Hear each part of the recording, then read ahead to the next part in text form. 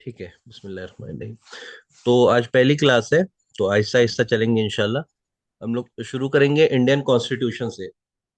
Polity जो हमारा syllabus है जीएस का, उसको एक बार शॉर्ट में मैं उसको इंट्रोड्यूस करूं तो उसमें 5 या 6 सब्जेक्ट्स होते हैं और कुछ करंट अफेयर होता है, और जो सब्जेक्ट होते हैं उसका भी एक स्टैटिक पोर्शन होता है कि जो पुराना और नया सेम होता है, और दूसरा एक करंट अफेयर का होता है, डायनामिक जिसको कहते हैं।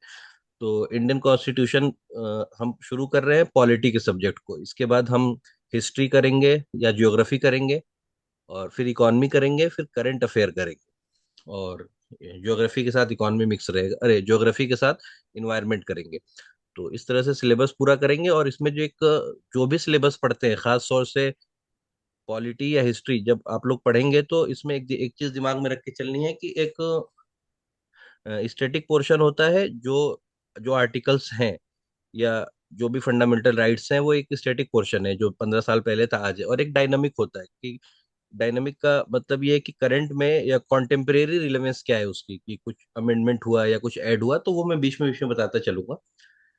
ठीक है, तो इंडियन कॉन्स्टिट्यूशन शुरू करते हैं। आप लोग नोटबुक अपनी रखिए, जिन जिन चीजों को मैं हाईलाइट करूंगा उसको वन लाइनर में कोशिश करिए कि या तो इसका स्क्रीनशॉट लेते चलिए, या वन लाइनर आप लोग अपनी कॉपी में लिख लीजिए, इस पॉइंट ऑफ व्यू से कि हमको एलिमिनेट करना है, क्योंकि आपको प्रोड्यूस नहीं करना है ना एग्जाम में, लंबे सेंटेंसेस नहीं लिखने हैं, तो नोटबुक में भी लंबे सेंटेंसेस ना हो।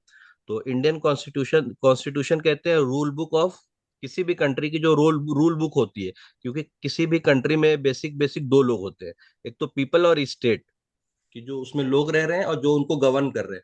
तो जो उसके सिटीजन हैं और जो उनको गवर्न करने वाली बॉडी है, जिसको स्टेट भी कहते हैं, गवर्नमेंट भी कहते हैं, किसी भी नाम से जाना जाता है। तो कॉन्स्टिट्यूशन में क्या होता है कि इन दोनों के रिलेशंस को बताया जाता है कि the Indian constitution is a rule book of our country that explain how India will be govern and how people should be treated, कि फंडामेंटल राइट्स क्या है लोगों के और गवर्नमेंट की ड्यूटी क्या है।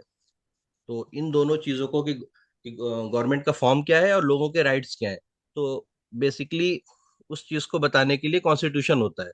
It's aim to create a fair, equal and peaceful society by protecting rights, setting duties and ensuring the government work according to the law, not personal power. तो सबसे पहली चीज है कि रूल ऑफ लॉ होता है, दूसरा होता है फंडामेंटल राइट्स होते हैं या ड्यूटीज होती हैं, और गवर्नमेंट को ऐसी पॉलिसी बनानी है कि जो फंडामेंटल राइट्स या फंडामेंटल ड्यूटीज को प्रोटेक्ट करे। कैसे करे वो हम आगे पढ़ेंगे। तो कॉन्स्टिट्यूशन का बेसिकली अगर इस तरह का कोई भी क्वेश्चन आ रहा है कि पीपल और स्टेट के बीच का रिलेशन को बताता है, इक्वल पीसफुल सोसाइटी को बनाता है, तो ये इंडियन कॉन्स्टिट्यूशन है, या किसी भी मुल्क का कॉन्स्टिट्यूशन जो डेमोक्रेटिक कॉन्स्टिट्यूशन है, तो उसकी ये डेफिनेशन दी जाती है। ठीक है। हम्म, तो अब salient features of the Indian constitution, ये कुछ फीचर हैं जो इंडियन कॉन्स्टिट्यूशन को दूसरे जो कॉन्स्टिट्यूशन हैं उससे अलग करते हैं।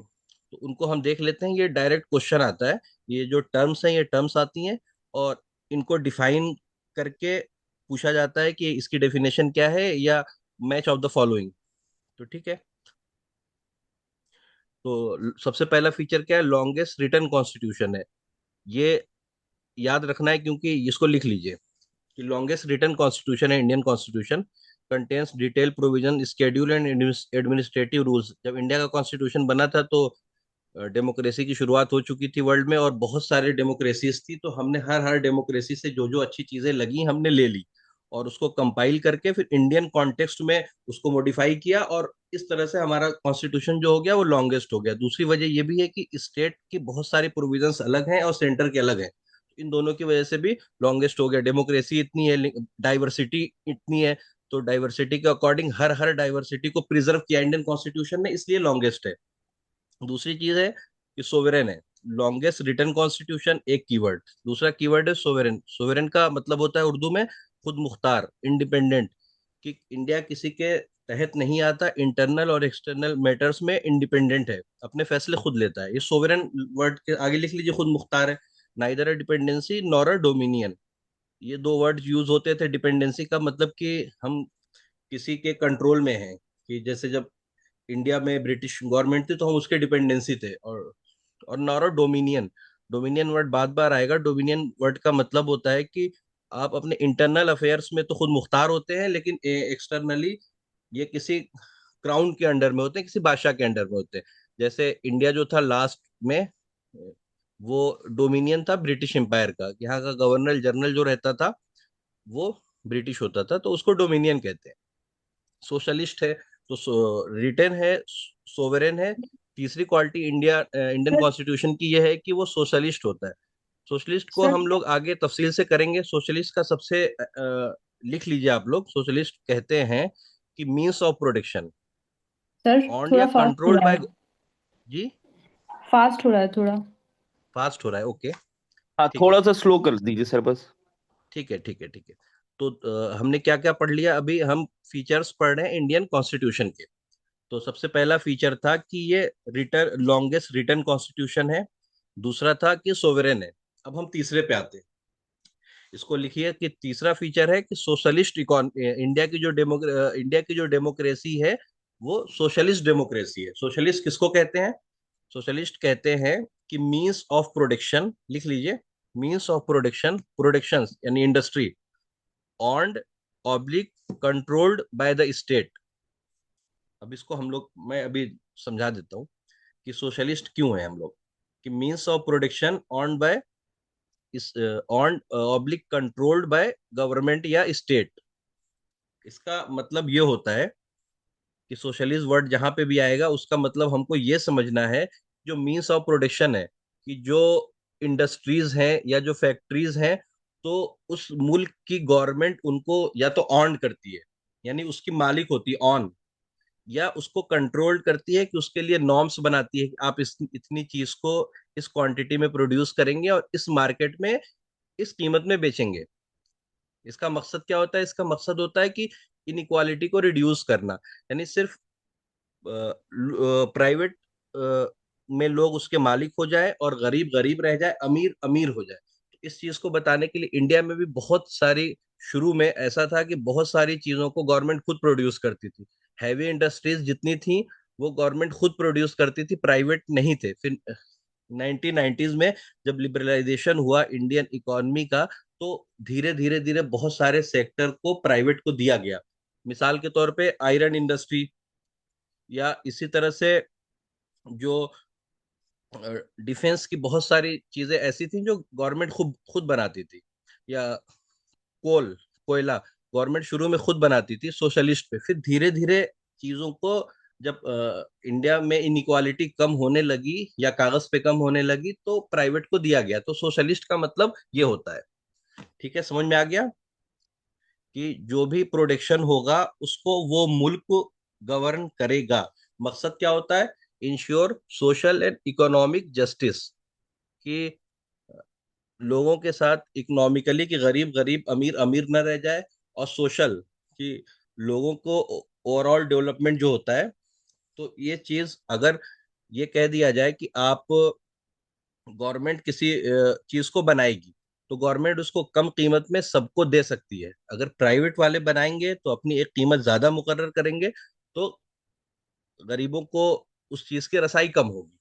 तो ये सोशलिस्ट इकॉनमी होती है। तो ये तीन वर्ड हो गए, ये क्लियर हो गया। आगे बढ़ूं। चौथा है सेकुलर वर्ड। तो सेकुलर का मतलब होता है कि state has no official religion.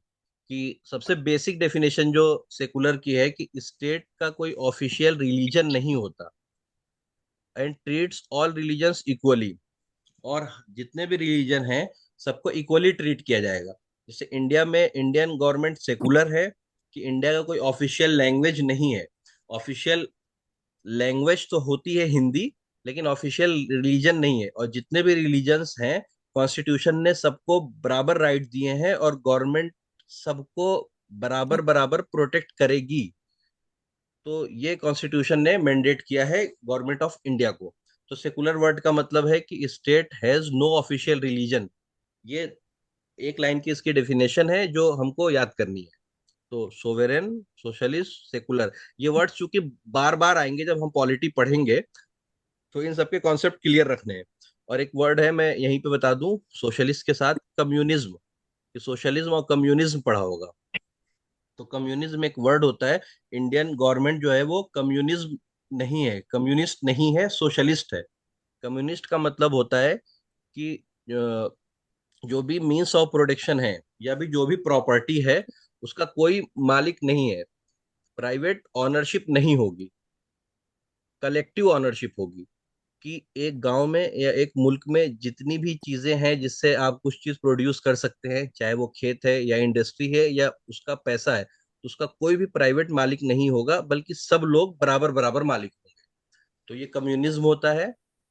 ये एक टाइम था, हम आगे डिस्कस करेंगे तो देखेंगे। तो जैसे चाइना में भी बहुत दिन तक कम्युनिज्म रहा है, इंडियन गवर्नमेंट कम्युनिज्म नहीं है।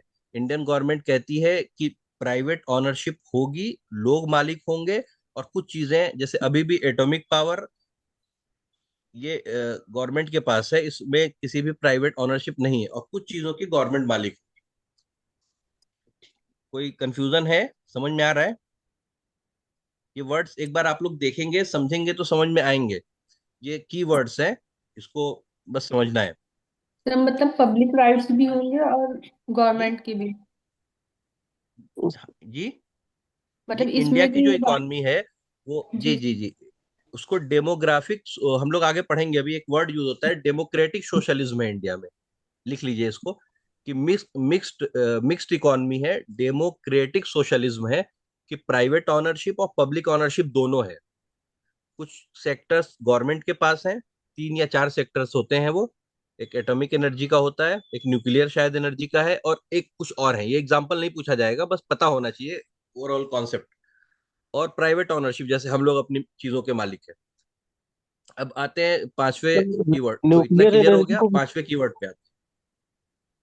ठीक है। Sir nuclear energy democratic. को भी प्राइवेट में दिया है क्या कुछ? जी। न्यूक्लियर एनर्जी जो है इलेक्ट्रिसिटी के लिए प्राइवेट में दिया है ना इस बार? नहीं नहीं, ऐसा नहीं होता, मतलब उसकी बात होती है, जैसे न्यूक्लियर पावर प्लांट जो है इंडिया में, जी। न्यूक्लियर पावर प्लांट जितने होते हैं वो सब गवर्नमेंट के पास होते हैं अभी भी। अगर ऐसा कुछ होगा तो मैं क्लास में डिस्कस कर लेंगे, लेकिन न्यूक्लियर पावर प्लांट जो हमने पिछले उसमें किए थे, जी। जब उसको सॉल्व किया था पेपर, तो न्यूक्लियर पावर प्लांट्स की बात हो रही है, वो सब के सब गवर्नमेंट के अंडर में है।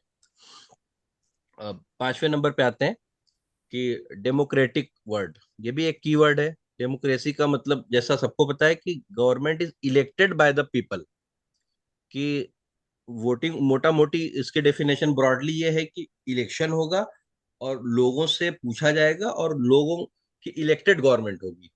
अब डेमोक्रेसी की अलग अलग डेफिनेशन होती है, या अलग अलग इसकी क्लासिफिकेशन है, जो हम आगे पढ़ेंगे। इंडिया में इनडायरेक्ट डेमोक्रेसी होती है। डायरेक्ट डेमोक्रेसी और इनडायरेक्ट डेमोक्रेसी का एक छोटा सा फर्क ये समझ लीजिए कि जो डायरेक्ट डेमोक्रेसी होती है, जैसा कि स्विट्जरलैंड में है थोड़ा सा, तो लॉ मेकिंग में भी लोगों की राय ली जाती है।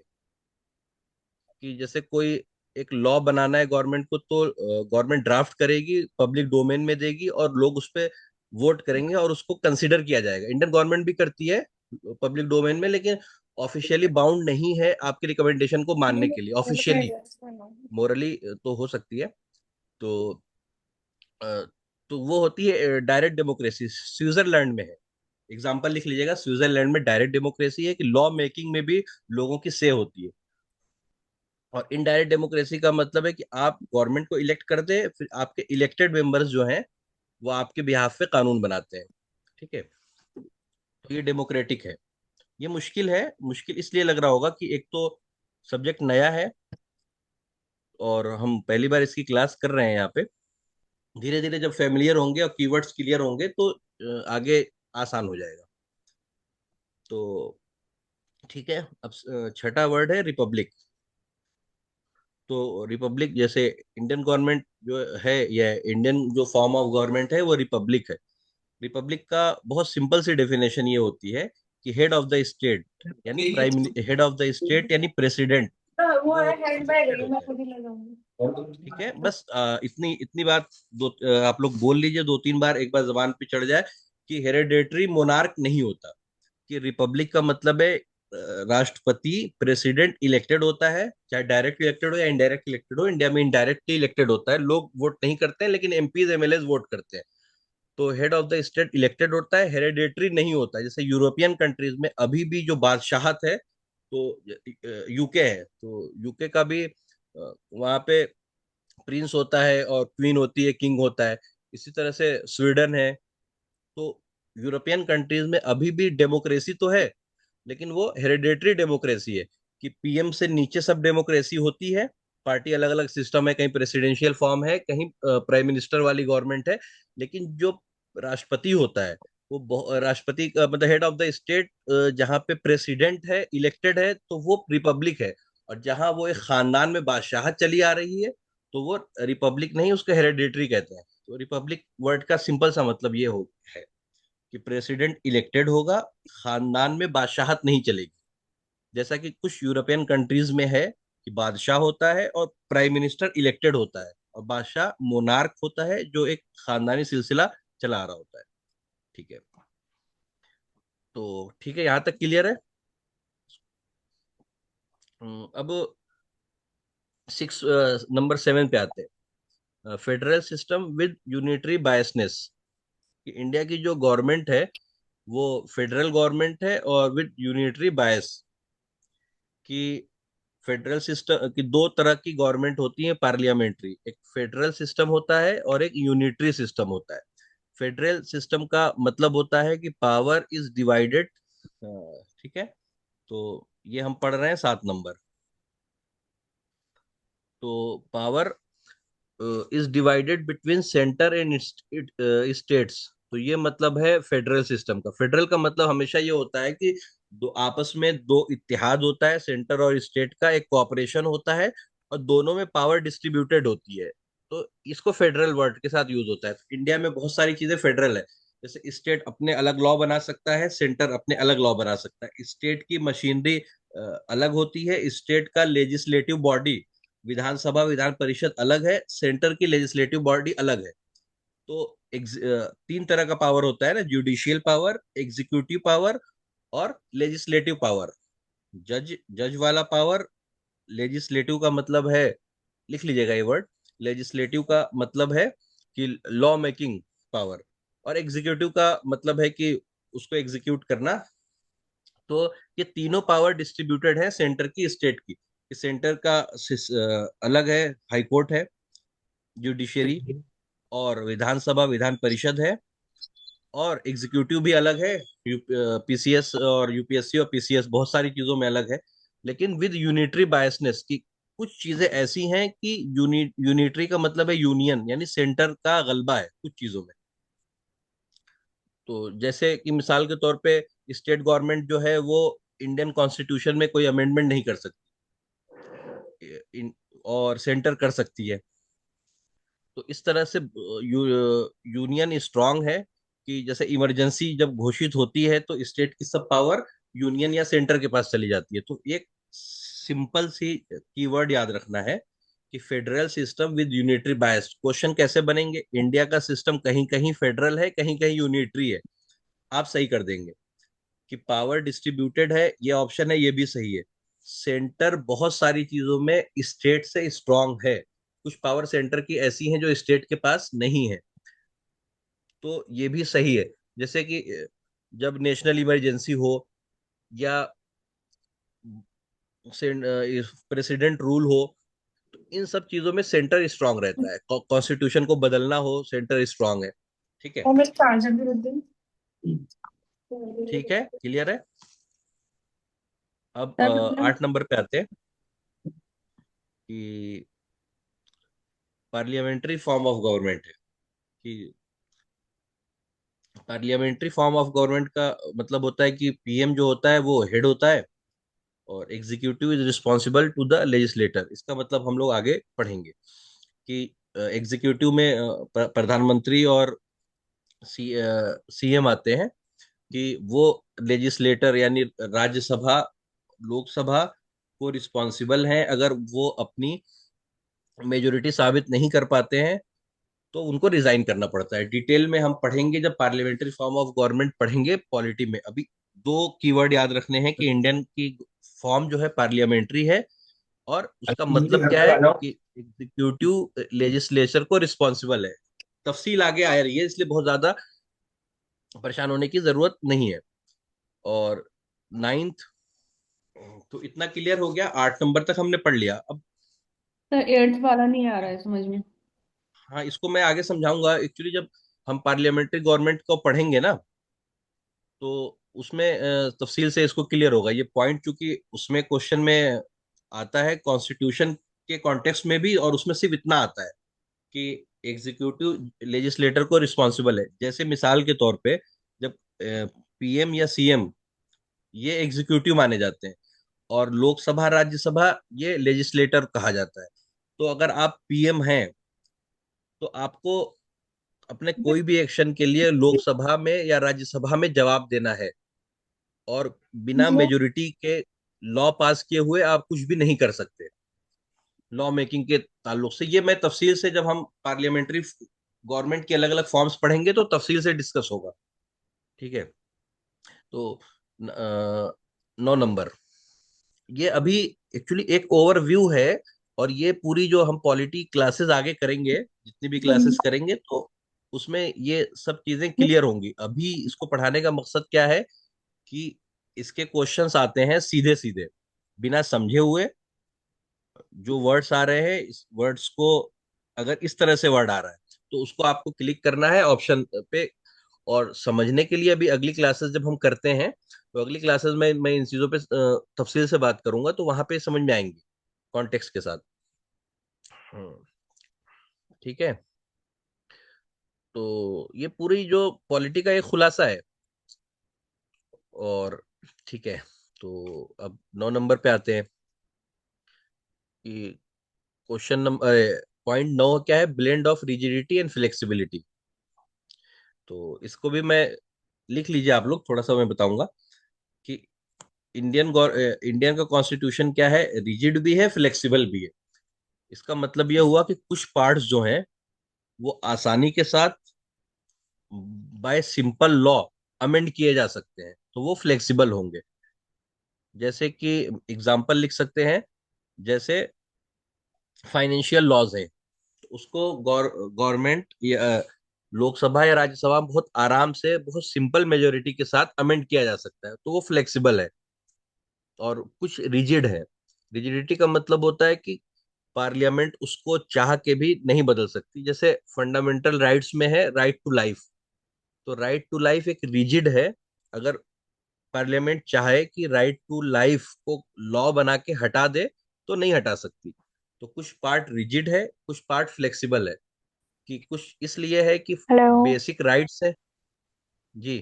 सर आपकी वॉइस नहीं आ रही है। एकदम नहीं आ रही है। हेलो। सर, सही आ रही है सर। आ रही है सर। सबको नहीं आ रही है। हेलो। नहीं आ रही है सर। आ रही है सही आ सर। शर्मा रही है है आप? सर। सही है सर। ओके ओके, ठीक है।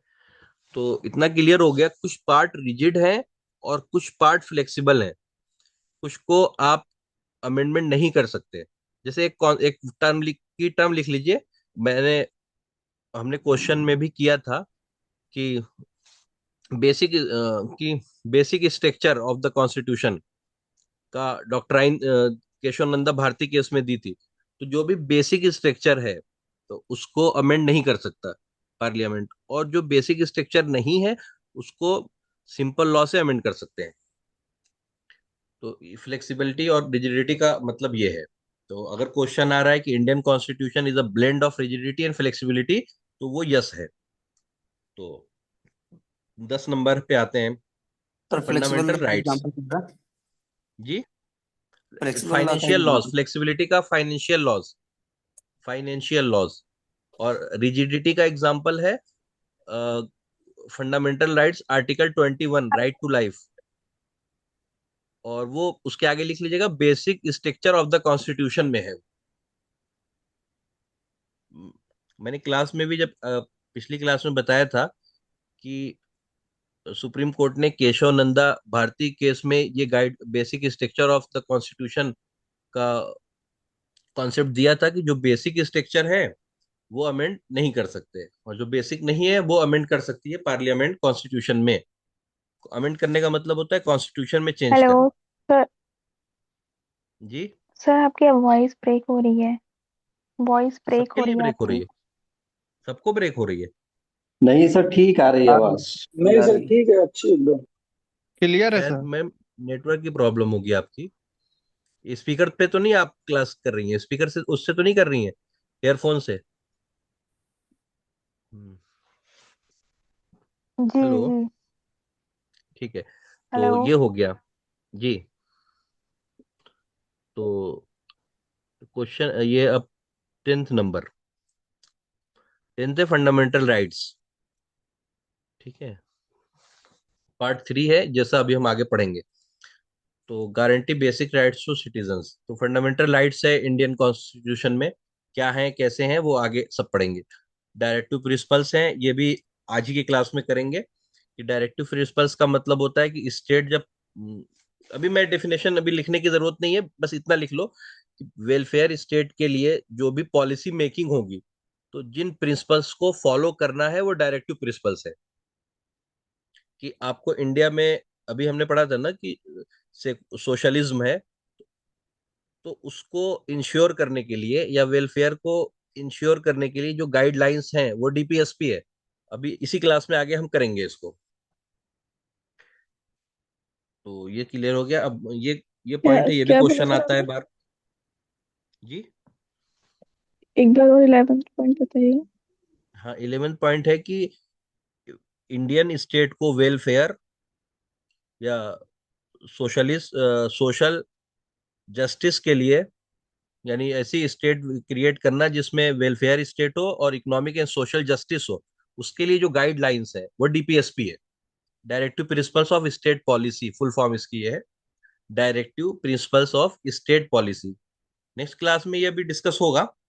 ठीक है, तो अब 11th पॉइंट है इंडिपेंडेंट जुडिशरी।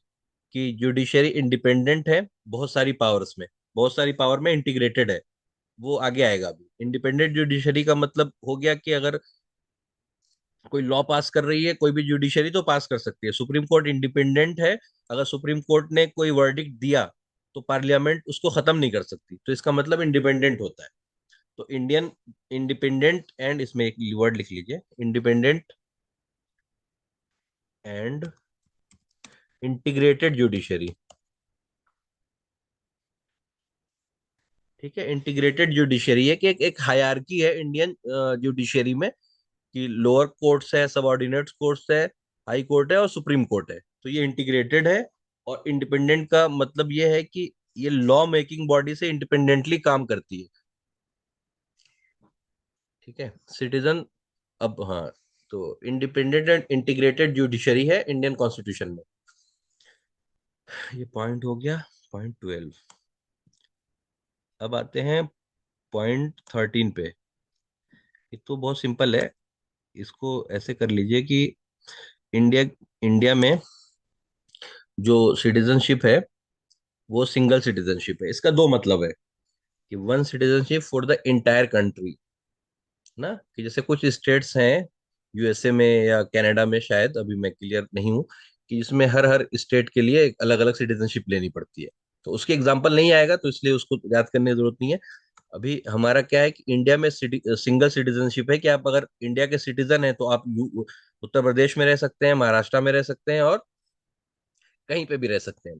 तो one citizenship for the entire country. दूसरा मतलब इसका ये है कि अगर हम किसी ने किसी दूसरे मुल्क की सिटीजनशिप ले ली तो इंडियन सिटीजनशिप ऑटोमेटिक कैंसिल हो जाएगी। कि आप एक साथ में इंडिया के साथ साथ किसी दूसरे मुल्क के सिटीजन नहीं रह सकते, तो ये सिंगल सिटीजनशिप है इंडिया में। ठीक है, सर, तो ये पॉइंट हो गया 13। अब पॉइंट 14 है यूनिवर्सल एडल्ट फ्रेंचाइज। पास जैसे एवरी एडल्ट कनाडा है, सिटीजन। गल्फ है। जी। हाँ, तो इस तरह की कंट्रीज होंगी। ठीक है, thank you. Sir, sir, last इसमें पॉइंट है कंफ्यूजन है यूनिवर्सल कि मतलब एडल्ट फ्रेंच। काफी लोग। जी नहीं नहीं, वो सिटीजनशिप नहीं लेते हैं, वो अभी हम एनआरआई होते हैं। और अगर वहां सिटीजनशिप ले लेते हैं तो इंडिया की सिटीजनशिप खत्म हो जाती है। बल्कि कुछ वो ओसीआई होते हैं इंडिया के, जो अभी हम आगे डिस्कस करेंगे, ओवरसीज सिटीजन ऑफ इंडिया हो जाते हैं, वो सिटीजन ऑफ इंडिया नहीं रहते।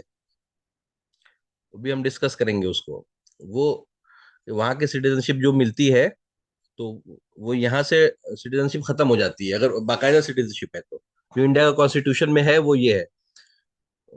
तो 14 पे आते हैं। तो point 14, universal adult franchise, every adult citizen has the right to vote. कि जो भी 18 साल का है इंडिया में, तो उसको राइट टू वोट है। इसका आर्टिकल लिख लीजिए, 1 मिनट, आर्टिकल में बता देता हूँ। आर्टिकल लिख लीजिए इसका। यूनिवर्स,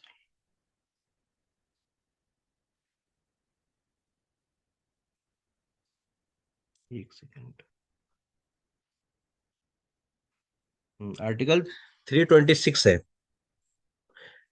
ये, इसी में लिख लीजिए आर्टिकल 326। आर्टिकल 326 कि आर्टिकल 326 ये कहता है यूनिवर्सल एडल्ट फ्रेंचाइज या सफरेज के वर्ड यूज होता है कि जब आप इंडिया में हर एडल्ट को राइट टू वोट है। लेकिन राइट टू वोट ये याद रखना है कि अगर क्वेश्चन आता है, बहुत कॉमन क्वेश्चन है ये, लोग ये लिख लीजिए कि राइट टू वोट जो है वो फंडामेंटल राइट नहीं है, ये लीगल राइट है या कॉन्स्टिट्यूशनल राइट है। ये ये एक ट्रिकी क्वेश्चन आता है। Is not a fundamental right, कि right to vote fundamental right नहीं है, ये कॉन्स्टिट्यूशनल या फिर लीगल राइट है। यानी अगर गवर्नमेंट कोई कानून बना रही है और आपको मना कर रही है कि आप वोट नहीं दे सकते, जैसे जेल में बहुत सारे लोग हैं वो वोट नहीं दे सकते हैं, तो चूंकि फंडामेंटल राइट नहीं है, तो लॉ के जरिए से इसको लिया जा सकता है, इस राइट को छीना जा सकता है। हम्म तो ये 14 पॉइंट हैं। क्योंकि इनको कराना जरूरी इसलिए था कि अब ये बहुत आएगा आगे, और हमने यहाँ से क्लियर कर लिया तो आगे आसान रहेगा। तो सोवेरेन, अब हम लोग एक बार रिवाइज कर लेते हैं कि लॉन्गेस्ट रिटन कॉन्स्टिट्यूशन है, क्योंकि स्टेट सेंटर के लिए बहुत सारी शेड्यूल्स अलग है, या फिर डाइवर्सिटी है, रिलीजियस डाइवर्सिटी है, लिंग्विस्टिक डाइवर्सिटी है, कल्चरल डाइवर्सिटी है, इसकी वजह से चीजें अलग हैं, और सोर्सेज बहुत ज्यादा है, तो इसकी वजह से लॉन्गेस्ट है। सोवेरेन है, खुद मुख्तार है, सोशलिस्ट है। कि क्या है सोशलिस्ट, आगे आएगा। कि means of protection on by या कंट्रोल्ड बाय गवर्नमेंट है। सेकुलर है, state has no official religion. और एक एक डेमोक्रेसी है कि इलेक्टेड गवर्नमेंट है। रिपब्लिक है कि elected head of the state है। हेरिडिटरी या मोनार्की नहीं है, बादशाह की राष्ट्रपति जो होता है वो बादशाह नहीं होता। फेडरल सिस्टम है, पावर डिस्ट्रीब्यूटेड है, अलग अलग लेजिस्लेशन है, अलग अलग एग्जीक्यूटिव जुडिशरी है। स्ट्रॉन्ग सेंटर है, बहुत सारी चीजों में सेंटर लॉ बना सकता है, जैसे example amendment of the constitution. Parliamentary government है। पार्लियामेंट्री गवर्नमेंट का दो वर्ड होता है, कि लिख लीजिए पार्लियामेंट्री के में अगर आएगा तो पीएम या CM head of the government होता है। एक, हाँ, एक की पॉइंट लिख लीजिएगा कि हेड ऑफ द स्टेट जो होता है वो प्रेसिडेंट होता है, और हेड ऑफ द गवर्नमेंट जो होता है वो पीएम या सीएम होते हैं। ठीक है ना। तो क्वेश्चन आ रहा है हेड ऑफ द स्टेट कौन है, फर्स्ट सिटीजन ऑफ इंडिया कौन है, तो वो प्रेसिडेंट है। और हेड ऑफ द गवर्नमेंट कौन है, वो पीएम या सीएम है, पार्लियामेंट्री गवर्नमेंट। और दूसरी डेफिनेशन आती है executive is responsible to the legislator. तो सर ये एक बार रिपीट कर हम दीजिए। डिस्कस कर लेंगे। जी सर जी। एक बार रिपीट कर नौ है दीजिए वो ब्लेंड हेड ऑफ वाला। रिजिडिटी। जी, सर वो आपने जो सॉरी। बताया है कि हेड ऑफ पार्लियामेंट, सर जो बताया अभी हाँ पीएम हाँ वाला, सर वो एक बार रिपीट हाँ कर हाँ। दीजिए। कि दो, जैसे कि पार्लियामेंट्री गवर्नमेंट का मतलब है head of the government. Head of the government वो पीएम या सीएम है पार्लियामेंट्री गवर्नमेंट में। और हेड ऑफ द स्टेट वो प्रेसिडेंट है। कीवर्ड है, जैसे इसी से ट्रिकी क्वेश्चन बनते हैं ना, फिर गलत होते हैं। ठीक है। ब्लेंड ऑफ रिजिडिटी, कुछ रिजिड है, बदल नहीं सकते, फंडामेंटल राइट्स है, कुछ फ्लेक्सिबल है, फाइनेंशियल लॉ। फंडामेंटल ड्यूटीज है, डीपीएसपी है जो अभी आगे आ रही है। इंडिपेंडेंट है जुडिशरी, हेड जो ऑफ स्टेट कौन लेजिस्लेचर है। बताया? जी, हेड ऑफ स्टेट। डीपीएसपी अभी directive principles of state policy, ये अभी आ रहा है नेक्स्ट चैप्टर में, हम वहां नहीं, करेंगे इसको अच्छे से। हेड ऑफ जी, स्टेट, वो कौन बताया आपने? President. Head of the state president है, प्रेसिडेंट, इसको लिख लीजिए। हाँ, तो जुडिशरी इंडिपेंडेंट है, कि लेजिस्लेशन का इंटरवेंशन नहीं है, इंटीग्रेटेड है, कि एक हायरार्कियल सिस्टम है, ठीक है, सिंगल सिटीजनशिप है, और यूनिवर्सल अडल्ट सफरेज है आर्टिकल 326 में। ठीक है। हम्म, चलिए, तो हो गया। तो घबराना नहीं है, ये कीवर्ड्स आते हैं, पॉलिटी का क्वेश्चन बहुत आसान होते हैं, एक बार कनेक्ट हो जाएंगे तो सब आसान रहता है। सबसे आसान पॉलिटी मानी जाती है जीएस में, तो पहली क्लास है तो इसलिए थोड़ा ऐसा लग रहा होगा, लेकिन अभी एक दो बार आप लोग पढ़ेंगे और क्वेश्चन सॉल्व करेंगे तो इंशाल्लाह बहुत आसान होगा। बहुत आसान करके बनाया है मैंने ये नोट्स, इसमें कंफ्यूजन नहीं है, जो लिखा है और उतना करना है। और एक, जैसे ना आप लोग जब क्वेश्चन अटेम्प्ट करिए तो एक वो होता है कि एक इन्फ्रेंस होता है कि वर्ड से आप लोग निकालें। हो सकता है जो हमने लिखा है क्वेश्चन की लैंग्वेज दूसरी हो, तो जो हमने लिखा है इसको आप कीवर्ड मान के इससे इन्फ्रेंस करेंगे या डिटेक्ट करेंगे आंसर्स को। अभी मैं एग्जांपल देके समझाऊंगा। हम्म, ठीक है। तो अब कुछ फैक्ट पढ़ते हैं कॉन्स्टिट्यूशन के बारे में। ये याद करने की चीजें हैं कि अभी जो प्रियम्बल का टेक्स्ट मैंने उसमें दिया था, जो सॉल्व किया था एमओसीएच, तो उसमें है ना, अडॉप्ट कब किया गया है और इन्फोर्स कब हुआ है। तो adopt- जी, अडॉप्ट किया गया है 26 नवंबर 1949 में, कि कॉन्स्टिट्यूशनल असेंबली ने इसको 1949 में अडॉप्ट कर लिया था, और इन्फोर्स हुआ है 26 जनवरी 1950। नहीं नहीं नहीं, मोहल्ला अर्जन अर्जन ये इस तरफ है। डॉक्टर सलमान, हाँ, तो ये दो तारीखें याद कर लीजिए, कि 26 26 दोनों में है। 26 नवंबर 1949 में ये अडॉप्ट किया गया है और प्रियम्बल बना है, और इन्फोर्स कब हुआ है? 26 जनवरी 1950 में।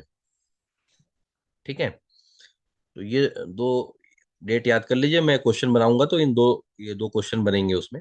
26 नवंबर 1949 में अडॉप्ट है, और 1950 26 जनवरी।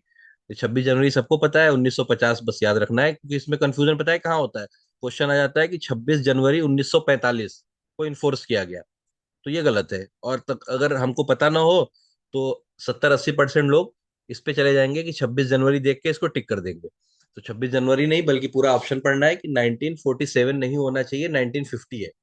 इंडिपेंडेंट मिला था 1947 में, लेकिन जो उसके बाद कॉन्स्टिट्यूशन बना है तो उसमें टाइम लगा है कुछ, तो उतने टाइम के लिए हम, कॉन्स्टिट्यूशन नहीं था, पुराना कॉन्स्टिट्यूशन था अंग्रेजों वाला। ठीक है। तो नेचर, जैसा कि अभी हम पढ़ के आए हैं, longest written constitution in the world है। और ओरिजिनली जब कॉन्स्टिट्यूशन को अडॉप्ट किया था, या कॉन्स्टिट्यूशन ड्राफ्ट हुआ था और पास हुआ था, तो उसमें 22 पार्ट थे, 9 स्केड्यूल था, 395 आर्टिकल था। और प्रेजेंट पोजीशन क्या है? 25 पार्ट्स हैं, 12 स्केड्यूल हैं, और 448 आर्टिकल है। तो 3 पार्ट बढ़े हैं, 4 स्केड्यूल बढ़े हैं, और ये कुछ आर्टिकल्स हैं जो अमेंडमेंट के जरिए बढ़े हैं। तो अब ये बढ़े कैसे हैं? तो पार्लियामेंट ने कॉन्स्टिट्यूशनल अमेंडमेंट एक्ट के थ्रू पार्ट्स, स्केड्यूल और आर्टिकल्स को ऐड किया है कॉन्स्टिट्यूशन में। तो ये है, इसका स्क्रीनशॉट ले लीजिएगा जो हम हमारी स्क्रीन पे है, ताकि याद करना आसान हो। तो ये दो फैक्ट है, दो फैक्ट को याद कर लीजिए। तो अब इसमें क्या होता है कि क्वेश्चन आमतौर पे दो तीन तरह से आते हैं। जो अहम अहम पार्ट्स हैं वो पूछते हैं कि पार्ट 3 में क्या है, पार्ट 4 में क्या है, पार्ट 4A में क्या है। और या तो जो बाद में ऐड हुए हैं और जो अहम है उनके बारे में होता है। जैसा कि हम पढ़ लेते हैं कि पार्ट 22 पार्ट पहले थे, 25 बाद में हुए। तो 3 बड़े हैं, 3 कौन कौन से हैं उसको देखते हैं। तो उसमें से दो तो पार्ट्स अहम है, और तीसरा मतलब आमतौर पे नहीं आता, याद हो जाए तो अच्छा है। एक तो 4A और 9A। 9A नहीं होना चाहिए, मैं देखता हूँ इसको। ठीक है, तो 4A फंडामेंटल ड्यूटीज है। ये याद कर लीजिए, इसको रट लीजिए। अभी आगे हम फंडामेंटल ड्यूटी करेंगे, कि 4A का ताल्लुक है फंडामेंटल ड्यूटीज से। ये कॉन्स्टिट्यूशनल अमेंडमेंट एक्ट 42 1976 में। फंडामेंटल ड्यूटीज क्या होती हैं? एक सिविक ड्यूटी होती है कि as a citizen of India government की तरफ हमारा क्या ड्यूटीज है, उसको फंडामेंटल ड्यूटी कहते हैं। कि कॉन्स्टिट्यूशन से एलिजियंस हो, साइंटिफिक टेम्पर हो, इस तरह की चीजें, या इन्वायरमेंट का प्रोटेक्शन हो। तो ये एक सबकी ड्यूटी है, बेसिक और सिविक ड्यूटी, तो वो फंडामेंटल ड्यूटीज होती हैं। तो पार्ट 4 ए ये क्वेश्चन हमने बनाया भी था उसमें, अभी जब क्वेश्चन दिया गया था। पार्ट 4 ए में फंडामेंटल ड्यूटीज है। क्वेश्चन दो तरह से बनेंगे कि पार्ट 4 ए किससे रिलेटेड है, fundamental duty, fundamental rights, DPSP, या सिटीजनशिप। तो फंडामेंटल ड्यूटीज से रिलेटेड है पार्ट 4 ए। और चूंकि कॉन्स्टिट्यूशन में ऐड था नहीं, तो किसी अमेंडमेंट से ऐड हुआ होगा। वो अमेंडमेंट है 42 कॉन्स्टिट्यूशनल अमेंडमेंट एक्ट 1976। और अ, अगला पार्ट है 9 ए, ये म्यूनिसिपैलिटीज के बारे में है। 76 अमेंडमेंट एक्ट 1992 से ऐड हुआ है। और नेक्स्ट पार्ट है 9 बी, ये कोऑपरेटिव सोसाइटी के बारे में है। ये देख लीजिएगा, इतना तो कम आता है। ठीक है, तो 4 स्केड्यूल ऐड हुए हैं। पहले 8 थे, अब 12 हुए हैं। तो मैंने बोला था इसलिए कि आप लोग से कि ये सब चीजें एक बार आप लोग सब लोग देख के आएंगे ये टेबल्स, क्योंकि ये टेबल्स रटने के होते हैं। और एक बार अगर आदमी ने पहले से देख रखा होगा तो अभी कैच करना आसान होगा। तो शेड्यूल्स, तो पार्ट 3 ऐड हुए हैं, याद रखना है। शेड्यूल 4 ऐड हुए हैं। हम्म, तो 9 शेड्यूल ऐड हुआ है फर्स्ट अमेंडमेंट एक्ट से। ये कुछ लॉ को जुडिशियल से निकालता है जो इतना जरूरी नहीं है। और ये तीनों बहुत जरूरी है। 10th schedule, 11th schedule, 12th schedule, बहुत क्वेश्चन आते हैं इसके। और खासतौर से 10th और 11th के तो हर पेपर में क्वेश्चन होता है। कि 10th शेड्यूल का ताल्लुक है एंटी डिफेक्शन लॉ से। एंटी डिफेक्शन का मतलब होता है कोई सिटिंग एमपी या एमएलए अगर अपनी पार्टी के खिलाफ जाके दूसरी पार्टी ज्वाइन करता है, तो उसकी वो मेंबरशिप टर्मिनेट कर दी जाती है उस सेशन के लिए। तो उसको कहते हैं एंटी डिफेक्शन की दल बदलू कानून। कि अगर आप पार्टी बदलते हैं तो आपकी मेंबरशिप खत्म कर दी जाती है। अब नेक्स्ट इलेक्ट होके आइए, अगर आप आएंगे तो दोबारा चुनाव लड़िए। तो एंटी डिफेक्शन होता है, आगे तफसील से आएगा। 10th शेड्यूल में एंटी डिफेक्शन है कि उस वो 52nd अमेंडमेंट एक्ट 1985 से आया है। ये बहुत जरूरी है, इसको याद रखना है कि 10th शेड्यूल का ताल्लुक एंटी डिफेक्शन से है। 11th शेड्यूल पंचायत, अभी भी क्वेश्चन आया होगा शायद, जो हम लोगों ने दिया है, या जो ये 2-3 जो यूपी पीसीएस के एग्जाम्स हुए हैं, किसी ना किसी में क्वेश्चन जरूर होगा।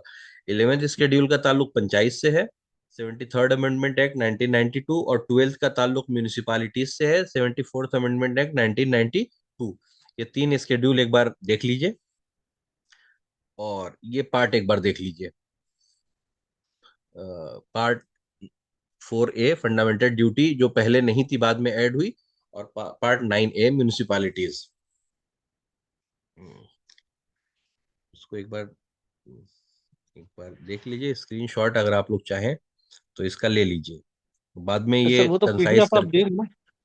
हाँ, पीडीएफ में दूंगा, लेकिन पीडीएफ को इसको कंसाइज करके देंगे हम आपको। अभी आप लोग को ये करना है कि ये नोट्स जो जरूरी जरूरी चीजें हैं वो अपनी पेन से जी। लिखेंगे तो उसको याद रहेगा। शॉर्ट नोट्स बनाते चलिए, क्योंकि ये भी शॉर्ट नोट्स है ना ऑलरेडी। अच्छा। तो 10th शेड्यूल का ताल्लुक anti defection, 11th panchayat, 12th municipalities, amendment सबके एक बार देख लीजिए। सर 12th जो है शेड्यूल, और जो है ऊपर जाइए थोड़ा सा ऊपर। हम्म। और जो है ये हाँ, 9th A, दोनों एक ही है क्या? एक ही चीज है। पार्ट होता है, फिर उसके अंदर स्केड्यूल होता है, फिर उसके अंदर आर्टिकल होता है, ऐसे होता है। तो ये एक एक चीज, मतलब ताल्लुक एक चीज से है कि पार्ट 9 ए में म्यूनिसिपालिटीज है और 11th शेड्यूल में म्यूनिसिपालिटीज है।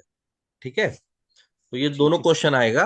दो ऑप्शन आ सकते हैं कि म्यूनिसिपालिटीज किस में है। पार्ट 9 ए में भी है और 12th शेड्यूल में भी है। शेड्यूल ये में। सब चीजें एकदम टिप पे होनी चाहिए। जैसे आप अभी जाओ क्लास करके आधा घंटा बैठो, इसको देखो एक बार। और अब ये इंडियन कॉन्स्टिट्यूशन है विद आर्टिकल्स एंड सब्जेक्ट्स। ठीक है, अब पार्ट कितने थे बताइए आप लोग। अभी लेटेस्ट 25। 25 S25 है, पहले 22 था। हाँ, और स्केड्यूल अभी 12 है, शेड्यूल पहले 8 थे। 12। 8 थे फिर 12। ट्वेल्थ हो गए ना। अब हम पढ़ते हैं, जो क्वेश्चन आता है उसको मैंने रेड कर दिया है, इसको हमें देख लेना है। तो ये शुरू के जो 5 हैं पार्ट, ये अक्सर एग्जाम्स में पूछे जाते हैं। तो इसका आपको क्या याद करना है, पार्ट, आर्टिकल, सब्जेक्ट। और 1 से 21, अगर जैसे आप लोग कहीं पे नेट वेब पे डाउनलोड करें, तो एक आर्टिकल 1 से आर्टिकल 51A जो ये है ना, यहाँ तक एक बार शॉर्ट में, चलिए मैं भी दे दूंगा एक PDF। तो ये आर्टिकल नजर में होने चाहिए, इससे बेसिक बेसिक क्वेश्चन आते हैं। और इसका वेटेज बहुत ज्यादा रहता है, 10 से 15 क्वेश्चन भी आ जाते हैं पॉलिटी के। पॉलिटी और हिस्ट्री के, अभी आप लोगों ने चेक किया होगा ना, पॉलिटी और हिस्ट्री के कितने क्वेश्चन थे। तो पॉलिटी, हिस्ट्री, करंट अफेयर, तो करंट अफेयर मैं लास्ट में कराऊंगा, 10 क्वेश्चन आप लोग उसके मान के चलिए। और पॉलिटी हिस्ट्री में से 25 से 30 क्वेश्चन। तो ये 2 सब्जेक्ट बहुत अच्छे से करने हैं। और ज्योग्राफी के क्वेश्चन आते हैं, इकोनॉमी के आते हैं, ठीक है ना। तो एक पार्ट 1, आर्टिकल 1 से 4 है, यूनियन एंड इट्स टेरिटरी। कि सबसे पहले मुल्क क्या होता है, और इट्स टेरिटरी का मतलब है कि उसके स्टेट्स क्या क्या है, कौन कौन सी स्टेट्स है। तो पार्ट 2, तो ये पार्ट 1 अभी नेक्स्ट, इसी पार्ट वाइज पढ़ेंगे हम लोग। तो अगला चैप्टर जो आएगा इसे यूनियन और उसकी टेरिटरी का आएगा। तो बस पार्ट याद रखना है, 1 से 4 तक आर्टिकल है, पार्ट 1 है यूनियन और टेरिटरी। ये पार्ट 1 हो गया। और पार्ट 2 ये सिटीजनशिप के बारे में है। और क्योंकि अभी ये हमेशा न्यूज में रहती है सिटीजनशिप, तो इसका पता होना चाहिए। ये क्वेश्चन भी यूबीपीसीएस बार बार पूछती है कि आर्टिकल, ऐसे 3 तरह से क्वेश्चन आएगा, आर्टिकल 5 to आर्टिकल 11 किस बारे में है। तो सिटीजनशिप के बारे में। Part 2 of constitution amendment is related to citizenship. ठीक है, या सिटीजनशिप जो है किस पार्ट में या किस आर्टिकल में है, इधर से भी आए तो आपको सबको क्लियर रहना है। तो अब पार्ट 3, तो ये 2 हो गए। अब ये 3 जो अभी हमने पढ़े थे ना, फंडामेंटल राइट, DPSP और फंडामेंटल ड्यूटी, अगले 3 पार्ट इसके बारे में है। तो ये याद करना आसान है कि पार्ट 3, तो पार्ट 3 फंडामेंटल राइट्स है, 12 से 35 के, आर्टिकल 12 to आर्टिकल 35।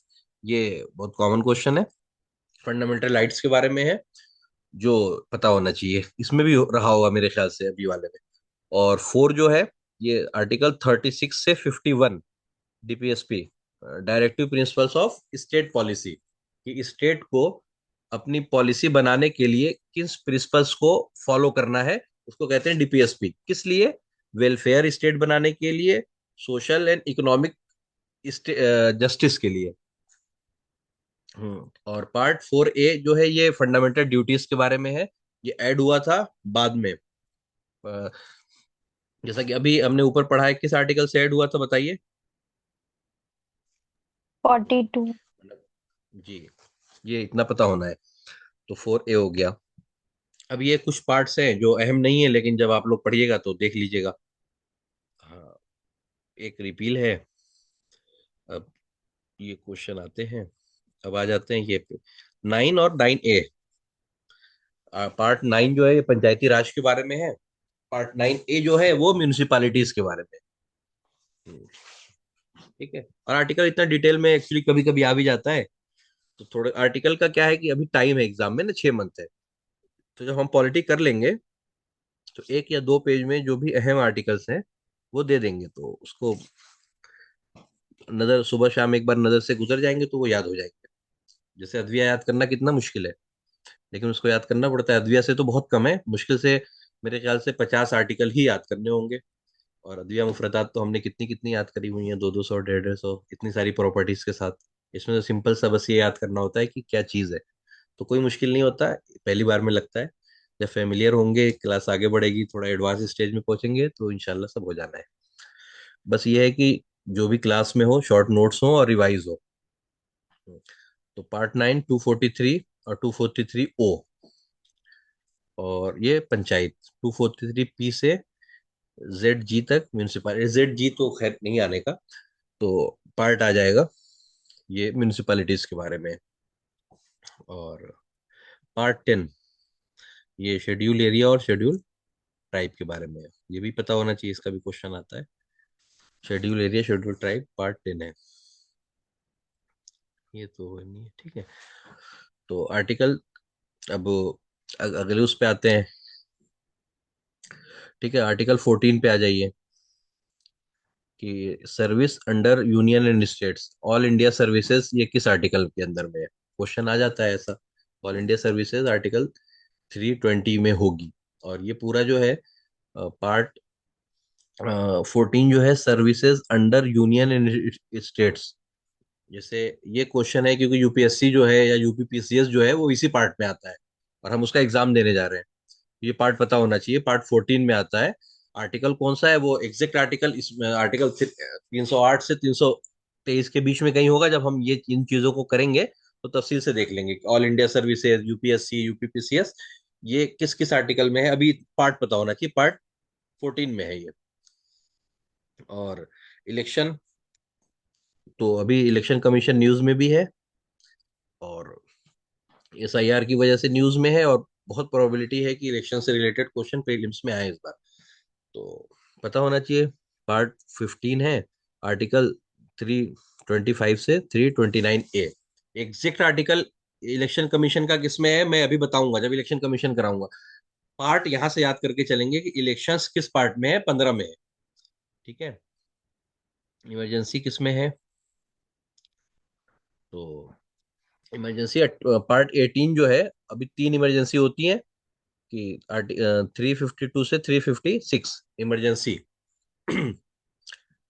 तो नेशनल इमरजेंसी, प्रेसिडेंट रूल और फाइनेंशियल इमरजेंसी मैंने बताया था कि 52 में नेशनल है, और 56 में प्रेसिडेंट रूल है, और 360 जो है वो फाइनेंशियल इमरजेंसी है। तो पार्ट 18 ये पता होना चाहिए।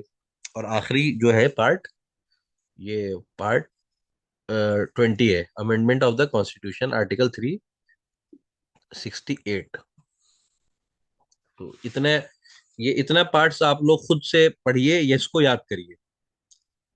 ठीक है, इसमें जो मैंने अहम अहम है सब पे निशान लगा दिया है, और जब ये शेयर की जाएगी तो इसको शेयर करना है। और जो सॉल्व पेपर है उसमें भी ये टेबल दी गई है। ठीक है, तो इसमें तो कोई कंफ्यूजन नहीं है। थोड़ा सांस ले लेते हैं। हम्म, ये इसको देख लीजिए एक बार। क्या आसान है, स्केड्यूल आसान है, पार्ट्स में थोड़ा सा याद करना रहता है।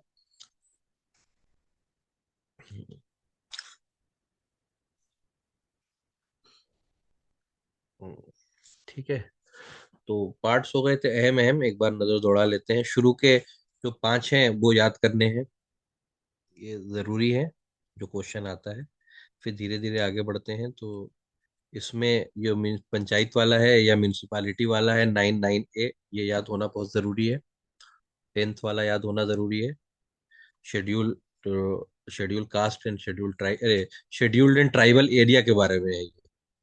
वो क्योंकि गवर्नमेंट ने जो भी, मैं आगे बताऊंगा जब इसकी क्लास लूंगा, कि कुछ एरियाज को ट्राइबल एरिया डेजिग्नेट कर देते हैं। तो उसमें बहुत सारी पावर को डिसेंट्रलाइज कर दिया जाता है। वहाँ की जो लोकल बॉडीज होती हैं, तो उनका कल्चरल कंजर्वेशन, कल्चरल इंटीग्रेशन के लिए नहीं, कल्चरल कंजर्वेशन, जो उनकी अपनी प्रिमिटिव प्रैक्टिसेस हैं उनको वो करने दिया जाए। तो इसके लिए गवर्नमेंट ने बहुत सारे पावर उनको दे देते हैं, और बहुत सारी चीजों में उनको कंसेशन दिया जाता है, ताकि वो अपनी जो भी कल्चर है उसको प्रोटेक्ट कर सकें और प्रिजर्व कर सकें। वो इसके शेड्यूल्ड एंड ट्राइबल एरिया होता है, वो पार्ट 10th में है। आगे आएगा तो हम इसको पढ़ लेंगे। और 14, part 14, services under union and states, all India services, article 308 से 323। इलेक्शंस का 15 है, ऑफिशियल लैंग्वेज, ये क्वेश्चन पूछा जा सकता है। ये 17 है, 18 इमरजेंसी है, और 20 जो है वो अमेंडमेंट ऑफ द कॉन्स्टिट्यूशन है।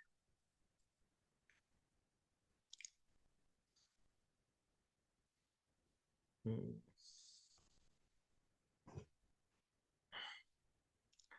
ठीक है, तो ये चूंकि एक बार रिवाइज करना होगा और मेमोराइज करना होगा, फिर आगे इन सब के रेफरेंसेस बार बार आएंगे जब हम पॉलिटी के चैप्टर वाइज पॉलिटी करेंगे तो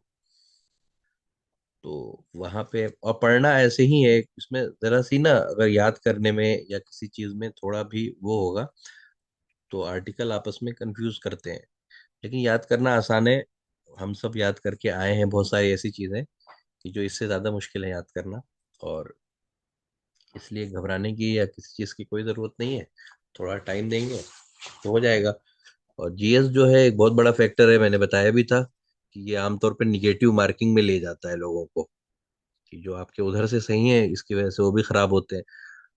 और ये नया है तो इसका ड्यू टाइम इसको दीजिए और याद करने की कोशिश करिए। जो समझने का है वो समझा जाएगा, जो याद करने का है उसको रटते हैं। तो इस शेड्यूल जो सर है वो 12 शेड्यूल है, अब शेड्यूल शुरू करेंगे। Hello sir. जी। सर जीएस का जैसे 50 क्वेश्चन है तो कुछ कंपलसरी भी है कि जीएस में से कितने क्वेश्चन कंपलसरी करने ही है? नहीं कंपलसरी नहीं है, स्किप भी 40% टोटल का होना चाहिए सही आपका, लेकिन वो होता नहीं है। बाकी स्किप भी तो कर जैसे सकते ना हैं ना, वो तीनों तो का मिला मतलब के ही एक एवरेज से सही होता है। तो एक जीएस का, और जैसे मैंने जब वो पहली क्लास ली थी तो एक वो किया था कि 25 से 35 तक, या 25 मिनिमम 25 टारगेट रखना है आपको जीएस से। कंपटीशन बहुत ज्यादा है, आयुर्वेदा की बहुत भीड़ होती है इसमें एमओसीएच में। जीएस का और 40% होना चाहिए कि पूरा मतलब पूरा पेपर का? नहीं नहीं, जीएस का 45% नहीं, पूरे पेपर का 45%, यानी 150 में से 60 क्वेश्चन सही होने हैं।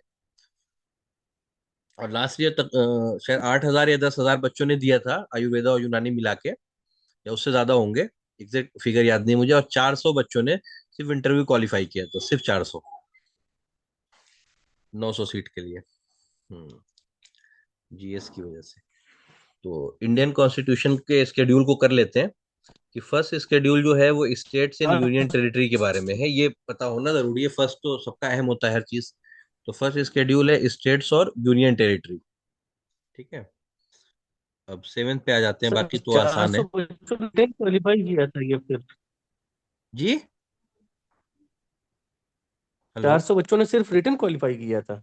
जी सिर्फ 400 बच्चों ने, इंटरव्यू 400 नहीं। बच्चों ने सिर्फ? फिर जी। सबका हो गया था रिटन? जिन्होंने भी इंटरव्यू क्वालिफाई किया था, अरे जिन्होंने भी रिटर्न क्वालिफाई किया सबका हो गया। जी। मतलब उनको वन ये 60 मार्क्स नहीं आए थे एक्चुअली लोग बच्चों के, मतलब जो मिनिमम क्राइटेरिया है वो फुलफिल नहीं हुआ था। तो उसके बाद फिर आपको इंटरव्यू की कॉल नहीं आती है अगर 40% आंसर सही नहीं होता है तो। इतना तो मुश्किल फर्स्ट पेपर था क्या? स्केड्यूल। जी। इतना क्लास मुश्किल के पेपर बाद था? डिस्कस करेंगे, क्लास के बाद जी। ठीक है।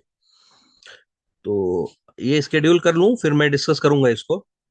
तो सेवेंथ स्केड्यूल ये पता होना बहुत जरूरी है, ये क्वेश्चन बहुत आता है कि सेवेंथ शेड्यूल किस बारे में है। तो union state and concurrent list की, ये समझ लीजिए union state and concurrent list क्या होती है एक्चुअली।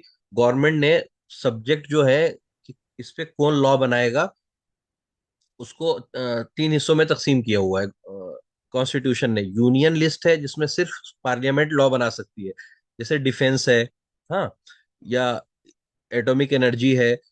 बहुत सारे ऐसी चीजें हैं जो सिर्फ सेंटर लॉ बना सकती है, और तो वो यूनियन लिस्ट कहलाती है।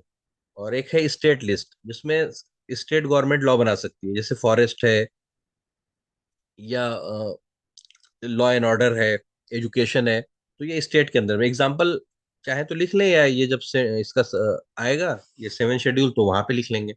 तो कुछ चीजें हैं स्टेट लॉ बना सकती है, कुछ कंकरेंट लिस्ट होती है जिसमें स्टेट और सेंटर दोनों लॉ बना सकते हैं। लेकिन अगर दोनों लॉ बनाएंगे तो सेंटर का लॉ प्रिवेल करेगा, सेंटर का लॉ माना जाएगा और स्टेट का लॉ खत्म हो जाएगा। तो ये सेवन शेड्यूल में उन्होंने जितने भी सब्जेक्ट्स हैं लॉ मेकिंग, जिन चीजों के बारे में लॉ बनना है, लॉ, तो उनको तीन हिस्सों में डिवाइड किया है, union list, state list, concurrent list आगे आएगी। तो और एट शेड्यूल जो है ऑफिशियल लैंग्वेजेस के बारे में है, इसमें 22 लैंग्वेजेस हैं, कौन कौन सी हैं ये हम करेंगे अभी आगे जब हम क्लास लेंगे। तो नाइन शेड्यूल का ताल्लुक ऑफिशियल लैंग्वेजेस से है, अभी इतना पता होना है। ठीक है, अब आ जाते हैं हम, अब ये लास्ट के तीन, ये मैंने बताया था, अभी हमने याद भी किया है, ये तीनों शेड्यूल याद हो करना है। तो tenth schedule anti defection law, 52nd amendment act 1985। 11th schedule में 29 सब्जेक्ट्स हैं और 73rd कॉन्स्टिट्यूशनल अमेंडमेंट से आया था ये। जैसा कि शायद ये क्वेश्चन आया था ना एमओसीएच में कि 20 कितने सब्जेक्ट हैं, 11 शेड्यूल में कितने सब्जेक्ट हैं। तो 11 शेड्यूल का ताल्लुक पंचायती राज इंस्टीट्यूशन से है, उसमें 29 सब्जेक्ट हैं। ये ओरिजिनली हिस्सा नहीं था, 73rd से ऐड हुआ है। और 12th है, ये म्यूनिसिपालिटीज है, इसमें 18 सब्जेक्ट हैं। ये 73rd से अरे 74 से सॉरी ऐड हुआ है। तो ये स्केड्यूल बस आपको 4 या 5 याद करने हैं अच्छे से। First, 7th union state, 8th official languages की, और 10th 11th 12th ये लास्ट के 3। 10th 11th 12th तो हमने पीछे करा हुआ है, यहाँ पे ऐड हुए थे। तो स्केड्यूल आसान है, पार्ट्स एक बार घर जाके देखिए। तो ये क्वेश्चन एक्चुअली फैक्ट देखिए होता क्या है मैं बताऊं। जैसे यूपी का जो वैसा एग्जाम है जीएस का, जैसे जो नॉर्मल होता है सिविल सर्विसेज का जो हम लोग देते हैं, तो उसमें ये ना कॉन्सेप्चुअल क्वेश्चन ज्यादा पूछते हैं। तो ये सब चीजें का वेटेज थोड़ा कम होता है। लेकिन इस एग्जाम में या जो जो असल किसी सब्जेक्ट के एग्जाम होते हैं जीएस उसमें ऐड होके आती है, तो फैक्चुअल क्वेश्चंस बहुत ज्यादा आते हैं। तो फैक्चुअल क्वेश्चंस में ये सब चीजें बहुत अहम हो जाती हैं कि ये स्केड्यूल का रिलेटेड किससे है, या ये पार्ट किससे है, इसमें कितने सब्जेक्ट्स हैं, ये किस कॉन्स्टिट्यूशन से ऐड हुआ है। तो इसको रट लीजिए, और जब इनका चैप्टर करेंगे तो ये चीजें वहां से कॉन्सेप्चुअली क्लियर हो जाएंगी, तो रट्टा फिर बाद में भी आसान हो जाएगा।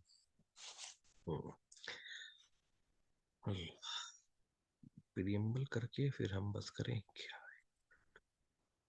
यूनियन स्टेटरी 2-3 चैप्टर कर लेते हैं फंडामेंटल राइट्स से, फिर हम नेक्स्ट चैप्टर में करेंगे इंशाल्लाह। कोई डाउट है किसी को यहाँ तक सब्जेक्ट से रिलेटेड?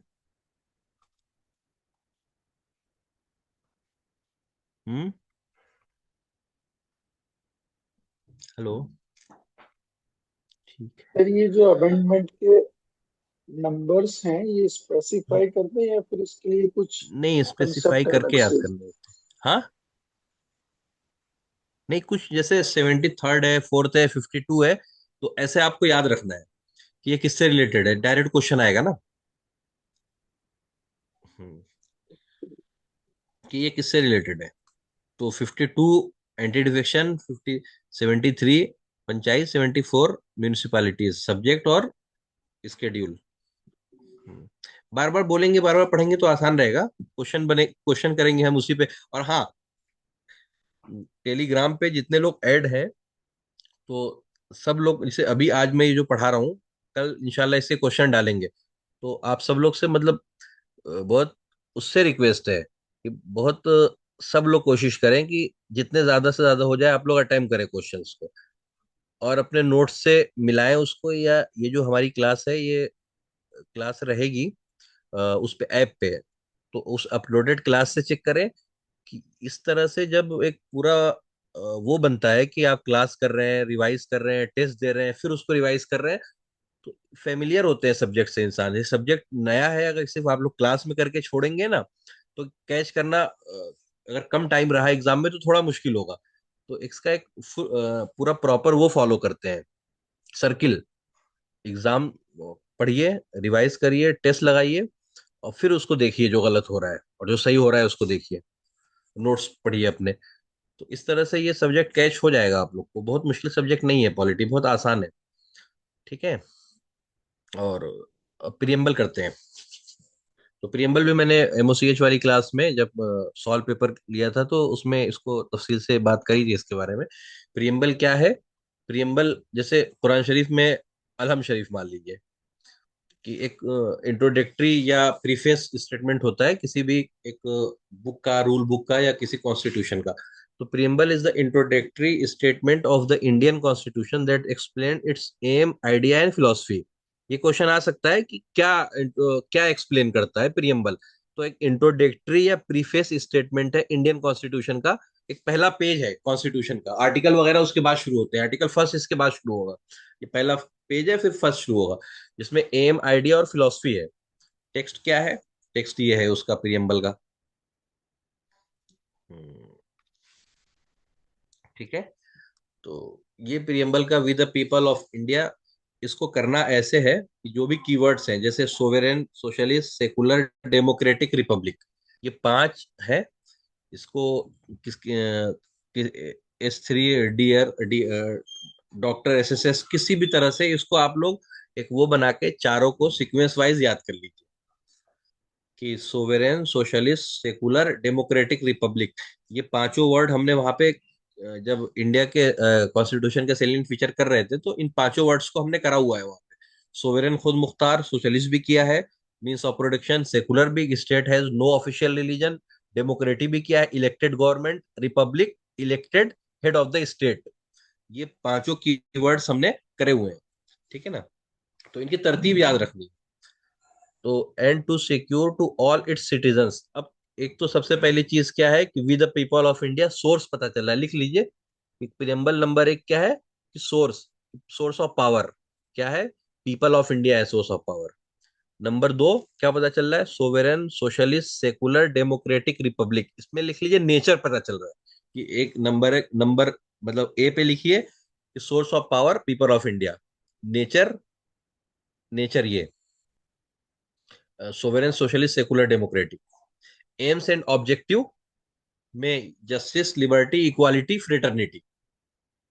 एम्स क्या है, ये है। और चौथी चीज एक वो डेट कि किस दिन ये अडॉप्ट किया गया, 26 डे ऑफ नवंबर 1949 नीचे है ना, ठीक है। अब हम कर लेते हैं कि एक तो ये हो गया नेचर, और दूसरा इसका एम और ऑब्जेक्टिव क्या है कि to secure to all its citizen. Number 1 justice मतलब इंसाफ, कि social, economic and political justice. तो ये सब कीवर्ड्स हैं और क्वेश्चन भी इसी तरह से आएगा कि किस किस जस्टिस की बात की गई है प्रियम्बल के उसमें, कि सोशल, इकोनॉमिक, पॉलिटिकल जस्टिस। अब इसमें एक वर्ड बढ़ा दिया कल्चरल जस्टिस, मिसाल दे रहा हूँ, लिंग्विस्टिक जस्टिस, रिलीजियस जस्टिस। तो ये सब आपको निकालना होगा एलिमिनेट करके। सिर्फ 3 जस्टिस की बात की है कि social, economic and political justice, educational justice, judicial justice, cultural justice, ये सब जस्टिस प्रियम्बल में नहीं बोली गई है, ठीक है ना। 3 है। तो जस्टिस क्या है, सोशल, इकोनॉमिक, पॉलिटिकल जस्टिस क्या है वो कर लेंगे, ठीक है। कि सोशल जस्टिस का मतलब ये है कि समाज में अनटचेबिलिटी ना हो ना, एग्जांपल ले लीजिए अनटचेबिलिटी को रिमूव करना। इकोनॉमिक जस्टिस का मतलब ये है कि इक्वल अपॉर्चुनिटी मिलना जॉब वगैरह में। पॉलिटिकल जस्टिस का एग्जांपल है राइट टू वोट, कि यूनिवर्सल एडेड फ्रेंचाइज है ना, कि सबको बराबर हक है, तो वो पॉलिटिकल जस्टिस है। इकोनॉमिक जस्टिस है कि इक्वल अपॉर्चुनिटी टू ऑल होना चाहिए। सोशल जस्टिस है कि सोशल डिस्क्रिमिनेशन ना हो on the basis of race, caste, etcetera etcetera, ठीक है। अब दूसरा क्या है, जस्टिस कीवर्ड हो गया लिबर्टी। लिबर्टी का मतलब होता है कि किसी को किसी चीज की आजादी देना, इसके वर्ड के आगे लिख लीजिए आजादी, ठीक है। कीवर्ड्स को हमने डिफाइन किया है नीचे, मैं अभी जब चाहूंगा तो वहां पे करा दूंगा। तो अभी तो मैं सिर्फ सोच ये कर रहा हूँ कि ये वर्ड्स, कीवर्ड जो है ये सीधे क्वेश्चन में आते हैं कि किन किन लिबर्टी की बात जो है वो प्रियम्बल में है। तो thought, expression, belief, faith in worship, ठीक है। ये पांचों है इसको, कि सबसे पहले आपको सोचने की आजादी देता है, अपनी बात कहने की आजादी देता है, अकीदे की आजादी देता है, मजहब की आजादी आजादी देता है, और इबादत की आजादी देता है। कि सोचना, एक्सप्रेस करना अपने थॉट को, और एक बिलीफ रखना, एक अकीदा रखना किसी के बारे में, और एक फेथ कि कोई मजहब, और वर्शिप, और अगर आपके पास कोई मजहब है तो उसकी इबादत करना, कि पहले आपने सोचा, फिर लोगों को बताया, फिर आपने उसको माना, यहाँ तक माना कि वो फेथ बन गया। और फेथ, कोई भी फेथ हो वो वर्शिप मांगता है, तो आपने वर्शिप करी। तो इस सब की आजादी देता है क्योंकि ये सेकुलर मुल्क है, ठीक है ना। इक्वालिटी यानी बराबरी, स्टेटस एंड ऑफ अपॉर्चुनिटी, की स्टेटस सबका बराबर हो कॉन्स्टिट्यूशन की नजर में, गवर्नमेंट की नजर में, पैसे पैसे वाला स्टेटस नहीं, और अपॉर्चुनिटी सबके लिए बराबर हो।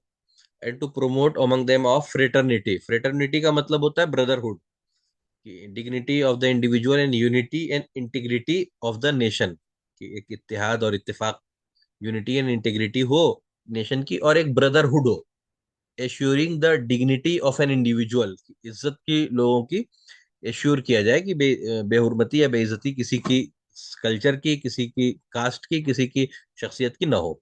तो ये 4 एम और ऑब्जेक्टिव हैं: जस्टिस, लिबर्टी, इक्वालिटी, फ्रेटर्निटी। ये एम ऑब्जेक्टिव है। नेचर, ये 5 वर्ड नेचर के हेडिंग में डाल लीजिए, sovereign, socialist, secular, democratic, Republic. और सोर्स ऑफ पावर में डाल लीजिए with the people of India. और चौथा है डेट, 26 डे ऑफ नवंबर को ये अडॉप्ट हुआ है और इन्फोर्स हुआ है।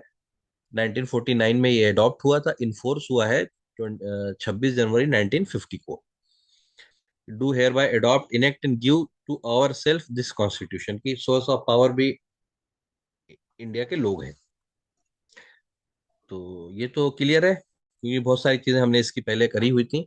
अब इसमें जो ये कीवर्ड्स है ना, जस्टिस, लिबर्टी, इक्वालिटी, फ्रेटर्निटी, तो इनको एक बार कर लेते हैं, क्योंकि ये क्वेश्चन आता है कि जस्टिस किस किस की जस्टिस है। समझ रहे हैं ना मेरी बात को आप लोग, कि लिबर्टी में क्या क्या बोला गया है। तो इसमें एक वर्ड ऐसा दे देंगे जो नहीं होगा, एजुकेशनल लिबर्टी, जो आप पढ़ना चाहे पढ़ लें, नहीं है। मतलब इंडिया में आजादी तो है, लेकिन प्रियम्बल में बात नहीं करी गई है। ठीक है, लिबर्टी ऑफ मूवमेंट, कि आप जहां जाना चाहें जा सकते हैं, तो जा सकते हैं, लेकिन प्रियम्बल में बात नहीं करी गई। तो फर्क क्या है कि अगर टेक्स्ट के क्वेश्चन आते हैं और कॉन्सेप्ट के क्वेश्चन आते हैं, तो अभी हम टेक्स्ट कर रहे हैं। तो ये 4 कीवर्ड्स याद रखने हैं: source of power, nature, aim and objective, और डेट ऑफ एडॉप्शन। ये 4 चीजें पता चलती हैं। क्या क्या वो कीवर्ड्स हैं वो उसके सामने दिए हुए हैं, उसको बस एज इट इज याद करना है, समझ याद करके। शुरू का जो डीपीएसपी तक का पोर्शन है, उसमें याद करने की चीजें ज्यादा, फंडामेंटल ड्यूटीज तक का 5 पार्ट जो है वो थोड़े याद करने के हैं। ये जिसमें हमारी 10 पेज, जो मेरी 35 पेज की पीडीएफ है, 10 पेज तक आप याद करने का है, उसके बाद चीजें समझने की है। हम्म, तो अब ये जितने भी कीवर्ड्स आए थे, ये अब रिवाइज हो जाएंगे, क्योंकि हमने इनमें से तकरीबन आधे से ज्यादा को किया हुआ है। तो 3 तो शुरू में एस हैं: सोवरेन, सोशलिस्ट, सेकुलर। सोवरेन है, फुल्ली इंडिपेंडेंट है। और ठीक है, तो पहला तो क्लियर है सबको कि हम, जैसे क्वेश्चन आएगा कि इसका मतलब क्या है, तो 2 आएगा कि इंडिपेंडेंट है। तो अब अगर कोई भी अल्फाज ऐसा आ रहा है कि इंडिया अपनी फॉरेन पॉलिसी खुद बना सकता है, तो आपके दिमाग में ये होगा ना कि जो मुल्क खुद मुख्तार है वो अपनी फॉरेन पॉलिसी खुद बना सकता है, किसी से ट्रीटी साइन कर सकता है। ये क्वेश्चन आ गया है सोवरेन होने का, तो ये भी मतलब सही है। मतलब जैसे क्वेश्चन बनते कैसे हैं, तो अगर सोवरेन होने का क्या मतलब है, तो आपको दिमाग में ये रख लेना है कि एक मुल्क खुद मुख्तार है। अब वो क्या क्या कर सकता है, अपनी ट्रीटी साइन कर सकता है, किसी मुल्क से कोई मुआहदा कर सकता है, कोई कोऑपरेटिव वो डील साइन कर सकता है, कुछ भी कर सकता है ना वो, क्योंकि वो खुद मुख्तार है। तो अगर ऐसा कुछ क्वेश्चन आ रहा है जो हमने यहाँ लिखा नहीं है, तो आपको इन्फ्रेंस करना है इससे। इस तरह के क्वेश्चन एलिमिनेट, कि अगर कोई खुद मुख्तार होगा तो ट्रीटी साइन करेगा। तो इस तरह की चीजें अगर आए जो आपने पढ़ी नहीं है, तो उसको सोचना है कि इन्फ्रेंस करना है वर्ड से, क्योंकि पॉलिटी में ऐसे क्वेश्चन बहुत आते हैं। अगर ये आ रहा है कि अपने कानून बना सकता है, अपनी फॉरेन पॉलिसी रख सकता है, तो सब कुछ कर सकता है क्योंकि आजाद है। लेकिन किसी दूसरे मुल्क की इंटीग्रिटी और यूनिटी को नुकसान नहीं पहुंचा सकता, किसी दूसरे मुल्क पे कब्जा नहीं कर सकता, क्योंकि उनकी अपनी भी तो सोवरेन है वो। इस तरह से। ठीक है, तो ये होता है सोवरेन का मतलब। हम लोग ने बार बार कर लिया है, मुझे उम्मीद है कि समझ गए होंगे। मतलब करेक्ट समझना है इसका मतलब क्या है। अब दूसरा है socialist, social and economic justice. तो ये मकसद होता है सोशलिज्म का। और डेफिनेशन क्या होती है: means of production on controlled by the government, state intervenes to reduce inequality. ये इसका स्क्रीनशॉट ले लीजिए, मैंने लिखाया भी है कि स्टेट को जहां लगता है कि कोई सेक्टर ऐसा है कि अगर खोल दिया जाए सिर्फ अमीर अमीर हो जाएगा, गरीब गरीब हो जाएगा, तो उसमें गवर्नमेंट इंटरवीन करती है। तो ये सोशलिस्ट का मतलब है कि कंट्रोल्ड या ऑन्ड करती है गवर्नमेंट मींस ऑफ प्रोडक्शन, जो भी इंडस्ट्री है या जो भी जो नॉर्मल रिसोर्सेज हैं, जैसे कोल हो गया, आयरन हो गया, या मिनरल्स हो गए, तो इनमें को गवर्नमेंट जो है वो इंटरवीन करती है। सेकुलर, सेकुलर का equal respect to all religion no official religion, ये दो मतलब है। तो एक चीज मैं ठीक है ना, तो ये तीसरा वर्ड सेकुलर था, हमने पढ़ा हुआ था। ऑफिशियल रिलीजन नहीं है, इक्वल रिस्पेक्ट है ऑल रिलीजन के लिए। तो सेकुलर सेकुलर जो है, तो सेकुलर का अब दो तीन, जैसे एक ईस्टर्न सेकुलरिज्म होती है, इंडियन सेकुलरिज्म, और एक वेस्टर्न सेकुलरिज्म होती है। तो थोड़ा बेसिक बेसिक कर लेते हैं, कहीं काम ही आएगा। तो इंडियन सेकुलरिज्म जो है वो एक पॉजिटिव और इंक्लूसिव सेकुलरिज्म होती है। ये लिखने की जरूरत नहीं है, बस समझना है कि हम क्या करते हैं। नो ऑफिशियल रिलीजन तो एक कॉमन है डेफिनेशन में, ये हर सेकुलर की डेफिनेशन में आएगा। लेकिन अब रिलेशन क्या है रिलीजन के साथ, इसमें ईस्टर्न या इंडियन सेकुलरिज्म जो है, वेस्टर्न सेकुलरिज्म अलग है। इंडिया में क्या है कि इक्वल रिस्पेक्ट देना है, और अगर कोई इंटरवेन करना पड़े तो इंडियन गवर्नमेंट इंटरवीन कर सकती है, कि ताकि ऑल रिलीजियस इंस्टीट्यूशंस को इक्वल राइट्स मिले। जैसे इंडिया में साबरीमाला केस है, तो गवर्नमेंट ने इंटरवीन किया। तो इंडिया में क्या है कि इंटरवीन करके हर रिलीजन के स्टेटस को बराबर रखती है इंडियन गवर्नमेंट। ये इंक्लूसिव या पॉजिटिव सेकुलरिज्म होता है। एक होता है कि निगेटिव सेकुलरिज्म, कि separation of state and religion. ये है वेस्टर्न सेकुलरिज्म, कि स्टेट और रिलीजन दोनों अलग अलग चीजें हैं। कोई भी गवर्नमेंट का इंटरवेंशन किसी भी रिलीजियस अफेयर में नहीं होगा। ये वेस्टर्न कॉन्सेप्ट है, कि जैसे यूएसए में है या फिर फ्रांस में है, कि वो लोग स्टेट की चीजों को, यानी अपनी लॉस को, लॉ बनाना है या स्टेट में कोई पॉलिसी लानी है, उसको रिलीजन से जोड़ के नहीं देखेंगे, सेपरेशन रखें। तो ये अब कहीं का सेकुलरिज्म जो होता है वो रिलीजन न्यूट्रल होता है, कि जैसे यूएसए का सेकुलरिज्म है, उसमें आपको मतलब कि रिलीजियस फ्रीडम है, कि आप जैसे अगर रिलीजन की चीजों को इख्तियार करना चाहें तो कर सकते हैं, लेकिन स्टेट से मतलब नहीं है, स्टेट न्यूट्रल है। और एक रेस्ट्रिक्टिव सेकुलरिज्म होता है, जैसे फ्रांस में कभी था, या फ्रांस वाले कोशिश करते हैं कि रिलीजियस चीजों को या पब्लिक गैदरिंग में या पब्लिक अपेयरेंस में वो एक्सेप्ट नहीं करते। तो ये एक रिलीजियस रेस्ट्रिक्टिव सेकुलरिज्म होता है या निगेटिव सेकुलरिज्म होता है। और एक रिलीजियस न्यूट्रल होता है, जैसा यूएसए का है, कि सेपरेशन है, इंटरवेंशन नहीं है, लेकिन आपको रिलीजियस फ्रीडम मिलेगा। और फ्रांस में कहीं कहीं कर्टेल करते हैं रिलीजियस फ्रीडम को। तो फ्रांस का जो रिलीजियस सेकुलरिज्म है, उसमें रिलीजन को लेकर सख्ती ज्यादा है। ठीक है। तो ये, और इंडिया का जो है वो पॉजिटिव है, इक्वल रिस्पेक्ट है, इंटरवेंशन कर सकते हैं। क्वेश्चन आएगा इंडिया के सेकुलरिज्म के बारे में तीन चार, इसको पॉइंट्स लिख लीजिए। नो ऑफिशियल रिलीजन, एक सेकुलरिज्म का मतलब इक्वल रिस्पेक्ट है, दो सेकुलरिज्म। दूसरा, तीसरा पॉइंट क्या है, जरूरत के वक्त इंटरवेंशन गवर्नमेंट करती है, कभी लॉ बना के, कभी जुडिशियल वर्डिक्ट के थ्रू। तो ये है सेकुलरिज्म। और डेमोक्रेटिक, ठीक है, तो ये तो हमने करा हुआ है। डेमोक्रेटिक, इलेक्टेड गवर्नमेंट होगी। इसी तरह से रिपब्लिक है, elected head of the state होगा, यानी प्रेसिडेंट लिख लीजिएगा रिपब्लिक के आगे कहीं पे, कि प्रेसिडेंट की बात की जाती है रिपब्लिक में। और जस्टिस, जस्टिस, अब ये तीन चार कीवर्ड्स हैं जो पहले नहीं करे थे, वो यहाँ करते हैं। जस्टिस, जैसे अब क्वेश्चन आता है कि जस्टिस का क्या मतलब, चार ऑप्शन होंगे, तो ये वाला ऑप्शन आपको सही करना है, कि all people will be given equal fair treatment. ये जस्टिस है, कि सबको बराबर इक्वल ट्रीटमेंट एक जैसा मिल रहा है। कि आप गवर्नमेंट के एम्प्लॉय हैं या फिर आप प्राइवेट हैं, आप पैसे वाले हैं या पैसे वाले नहीं हैं, आप हिंदू हैं या मुसलमान हैं, कॉन्स्टिट्यूशन के अकॉर्डिंग जैसा कि लिखा हुआ है कॉन्स्टिट्यूशन में, उस हिसाब से आपको एक जैसा ट्रीटमेंट मिलना चाहिए। लिबर्टी, तो ये है justice, liberty, equality, fraternity. Liberty की ये डेफिनेशन यूपीएससी ने एक बार पूछी हुई है, कि freedom of individuals and absence of रेस्ट्रेंस। तो ये है, दो चीजें होती हैं लिबर्टी का मतलब, कि आपको फ्रीडम मिलेगा, एब्सेंस ऑफ रेस्ट्रेंट, कि किसी कोई भी आपके ऊपर किसी भी चीज की बंदिश नहीं होगी। रेस्ट्रेंट का मतलब बंदिश होती है, कि लेकिन एक शर्त होती है इसमें, कि आपकी लिबर्टी किसी दूसरे की लिबर्टी को इंटरफेयर ना करे।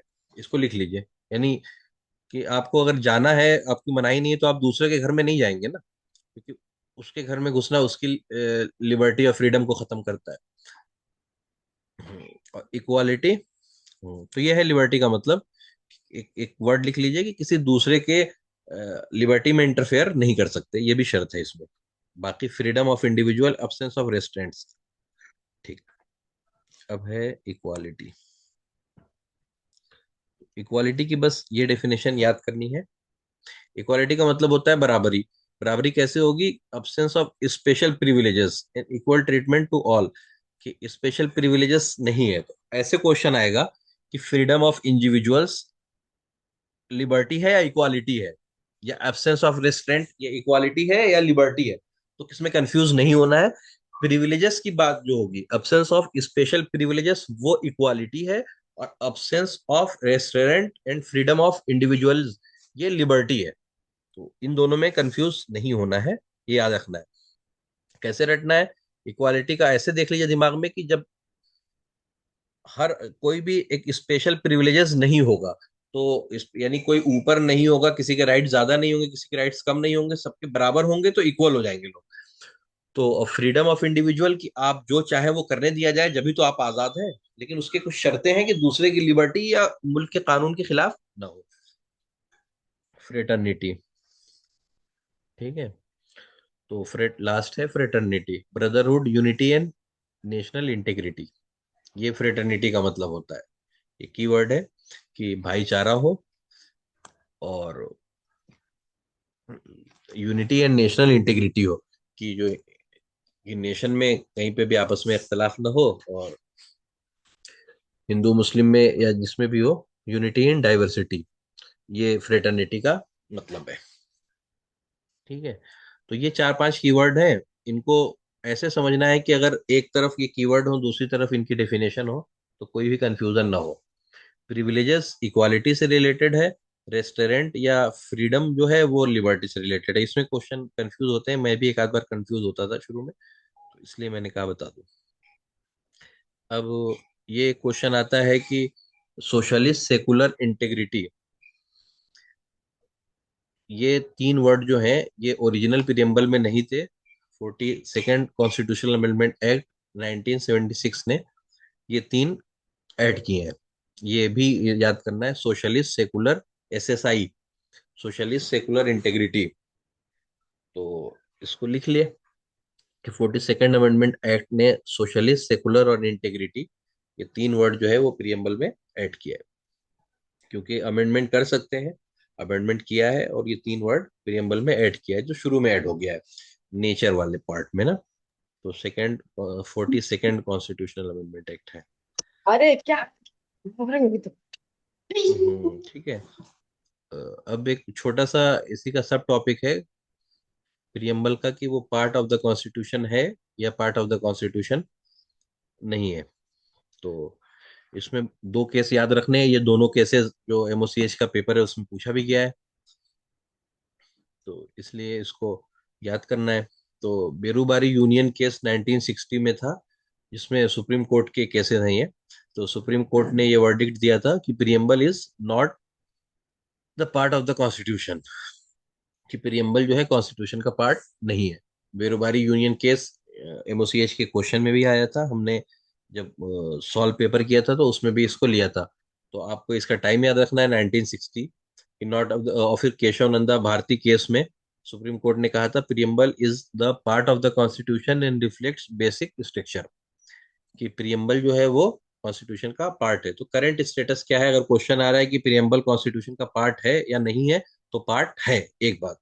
दूसरी बात है कि कैसे पता कि पार्ट है, तो सुप्रीम कोर्ट का केशव नंदा भारती केस 1973 में ये सुप्रीम कोर्ट का वर्डिक्ट है कि केशव नंदा की preamble part of the constitution है। बेरूबारी में नहीं है, बेरूबारी में मना किया था, बाद में आगे 73 में उसको ऐड कर दिया था। ठीक है, तो ये हो गया। तो ये 2 केस आप लोगों ने रट लेने हैं, केशव नंदा भारती केस, बेरूबारी केस। केशव नंदा का क्वेश्चन आया भी था अभी मेरे हमारे वाले MOCH में, जिसमें हम लोग का सिलेक्शन हुआ है। चलिए, तो अब करते हैं नेचर ऑफ द प्रियम्बल, कि प्रियम्बल का नेचर क्या है। तो नॉट जस्टिसिएबल है। सबसे पहली चीज क्या है कि नॉट इन्फोर्सेबल बाय कोर्ट। ये क्वेश्चन आता है कि इन्फोर्सेबल है कि नॉट इन्फोर्सेबल है। तो सिर्फ फंडामेंटल राइट्स जो है इन्फोर्सेबल है, ना DPS की। जैसे कि इन्फोर्सेबल का मतलब ये होता है कि अगर आप प्रियम्बल की बुनियाद पे कोर्ट में जाए तो कोर्ट नहीं मानेगी, फंडामेंटल राइट्स की बुनियाद पे जाएंगे कि वो कर्टेल हो रहा है तो कोर्ट मानेगी। तो ये याद करना है कि not justiciable not enforceable by court. Source of constitutional philosophy है कि कॉन्स्टिट्यूशन की जो फिलॉसफी है, justice, liberty, equality, fraternity, secular, socialist, क्योंकि हमने जब शुरू में कॉन्स्टिट्यूशन को पढ़ा था तो दो चीज बोली थी ना, कि राइट ऑफ द पीपल कैसा होगा और गवर्नमेंट से उसका रिलेशन कैसा होगा, यानी गवर्नमेंट कैसी होगी और लोगों के राइट्स कैसे होंगे। ये दो बेसिक चीज होती है कॉन्स्टिट्यूशन में। तो इसमें दोनों चीज है कि लोगों को क्या मिलेगा, राइट्स, तो लिबर्टी, इक्वालिटी, फ्रेटर्निटी, जस्टिस, और गवर्नमेंट कैसी होगी, सेकुलर, सोशलिस्ट, तो क्वेश्चन डेमोक्रेटिक, रिपब्लिक। तो अब क्वेश्चन आएगा कि सोर्स ऑफ कॉन्स्टिट्यूशनल फिलॉसफी है, तो ये सही है क्योंकि कॉन्स्टिट्यूशन की दो फिलॉसफी हैं, वो दोनों हैं इसमें, कि लोगों के राइट्स और गवर्नमेंट का नेचर, और कोर्ट से इन्फोर्सेबल नहीं है, ये इसको याद करना है। अब बेसिक स्ट्रक्चर का पार्ट है, ये तीन चार चीजें हैं जो याद करनी है, बेसिक स्ट्रक्चर का पार्ट है कॉन्स्टिट्यूशन के। ठीक है, तो समझ गया, इसमें कुछ समझना है किसी को प्रियम्बल के बारे में? बोलिए। सर नेचर नॉट जस्टिसेबल का हाँ, मतलब क्या?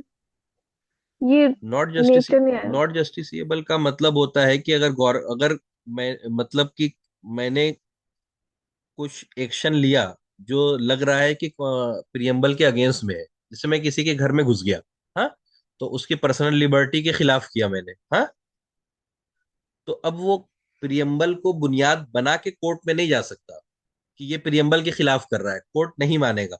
वो फंडामेंटल राइट्स को बुनियाद बना के कि राइट टू प्रॉपर्टी के अगेंस्ट में वो मेरे घर में घुसा, मेरे घर पे कब्जा किया, तो ये मतलब होता है कि यानी जैसे कोई भी केस होता है ना कोर्ट में, तो ये होता है ना कि अगेंस्ट द लॉ है ये, हाँ, तो किस लॉ के खिलाफ है, तो भारतीय न्याय संहिता इतने इतने के खिलाफ है, या कॉन्स्टिट्यूशन के आर्टिकल 360 के खिलाफ है, आर्टिकल 21 के खिलाफ है, इस तरह से धारा लगती है ना।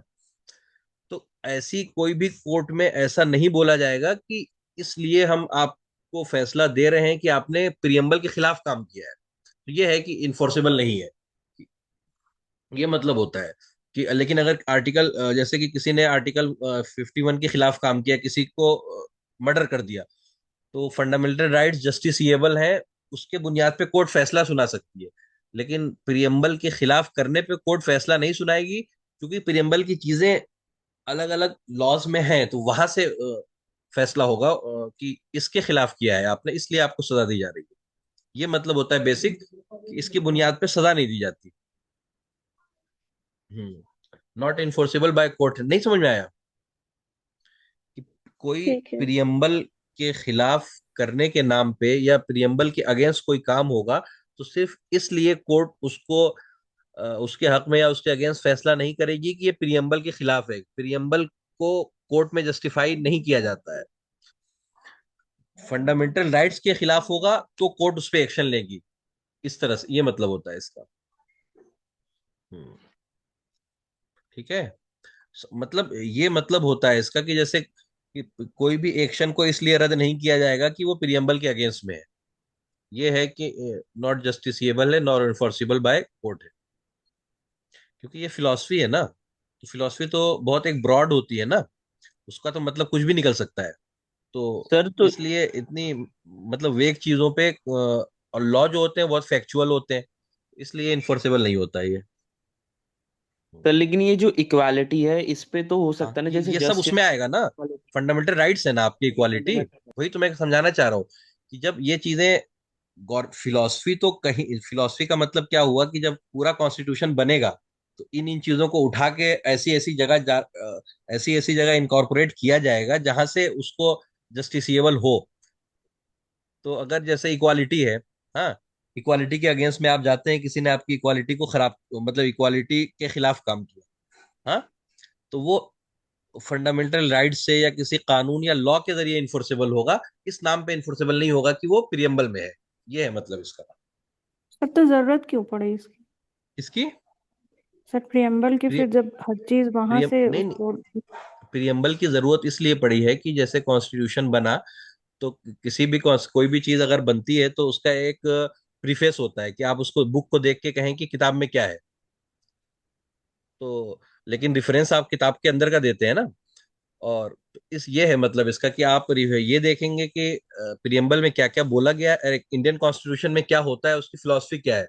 फिर जब अंदर आप कॉन्स्टिट्यूशन पढ़ेंगे तो हर चीज को तफसील से फैक्ट फैक्ट के साथ और मतलब बहुत कंक्रीट लैंग्वेज में लिखा गया होगा, जिससे उसको इन्फोर्स करेंगे कोर्ट में। तो एक तो प्रीफेस है, एक उसका एक वो है क्या कहते हैं, किसी भी चीज को प्रेजेंट करने के लिए जो दो चार लाइन होती है, इस तरह से इंट्रो है छोटा सा बेसिक। ठीक है। ये दो चैप्टर आज हमको और करने थे, अगर आप लोग कहें तो करूँ, नहीं तो फिर कल ही करें। थक गए होंगे ना। जी चलिए सर। क्वेश्चन ही जी कर सर, लेते हैं। हाँ हाँ, कल करना। ठीक है ठीक। कल करिए सर। हाँ कल हो जाएगा। अब क्या और कर सकते हैं क्लास में हम लोग, बताइए। सर पहले एग्जाम के बारे में बता दीजिए पहले। किसके बारे में? सर मतलब जी पेपर एग्जाम के बारे में, क्वेश्चंस एग्जाम किस के बारे तरह में से एक आते हैं, हमारे कितने उस नंबर पे का। जी हेलो। जी बस पेपर के जी बारे में बोलिए। पूछना है। बहुत कम लोग हैं एग्जाम क्लास में। सर जो एग्जाम पिछला के बारे एग्जाम में क्या हुआ, बता दूं? सर ऑफलाइन होता है ना? जी आवाज नहीं आ रही है।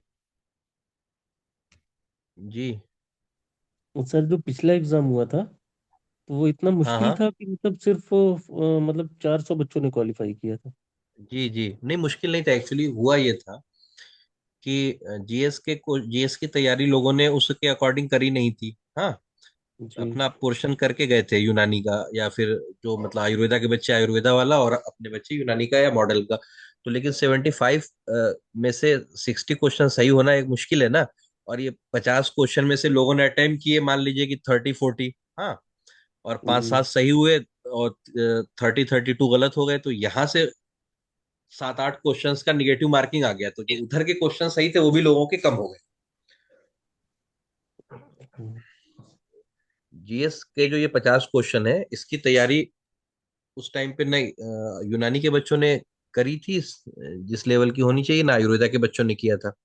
और लोगों को 40% वाला एक दिमाग में था भी नहीं वो, कि सर 40% में मार्क्स ये जरूरी है। भी सर उसमें एक ये भी रूल था ना कि आपको 100 से ज्यादा अटेम्प्ट करने हैं, नहीं नहीं, ये कोई रूल ऐसा नहीं कुछ होता किसी था। भी उसमें। नहीं नहीं, अच्छा।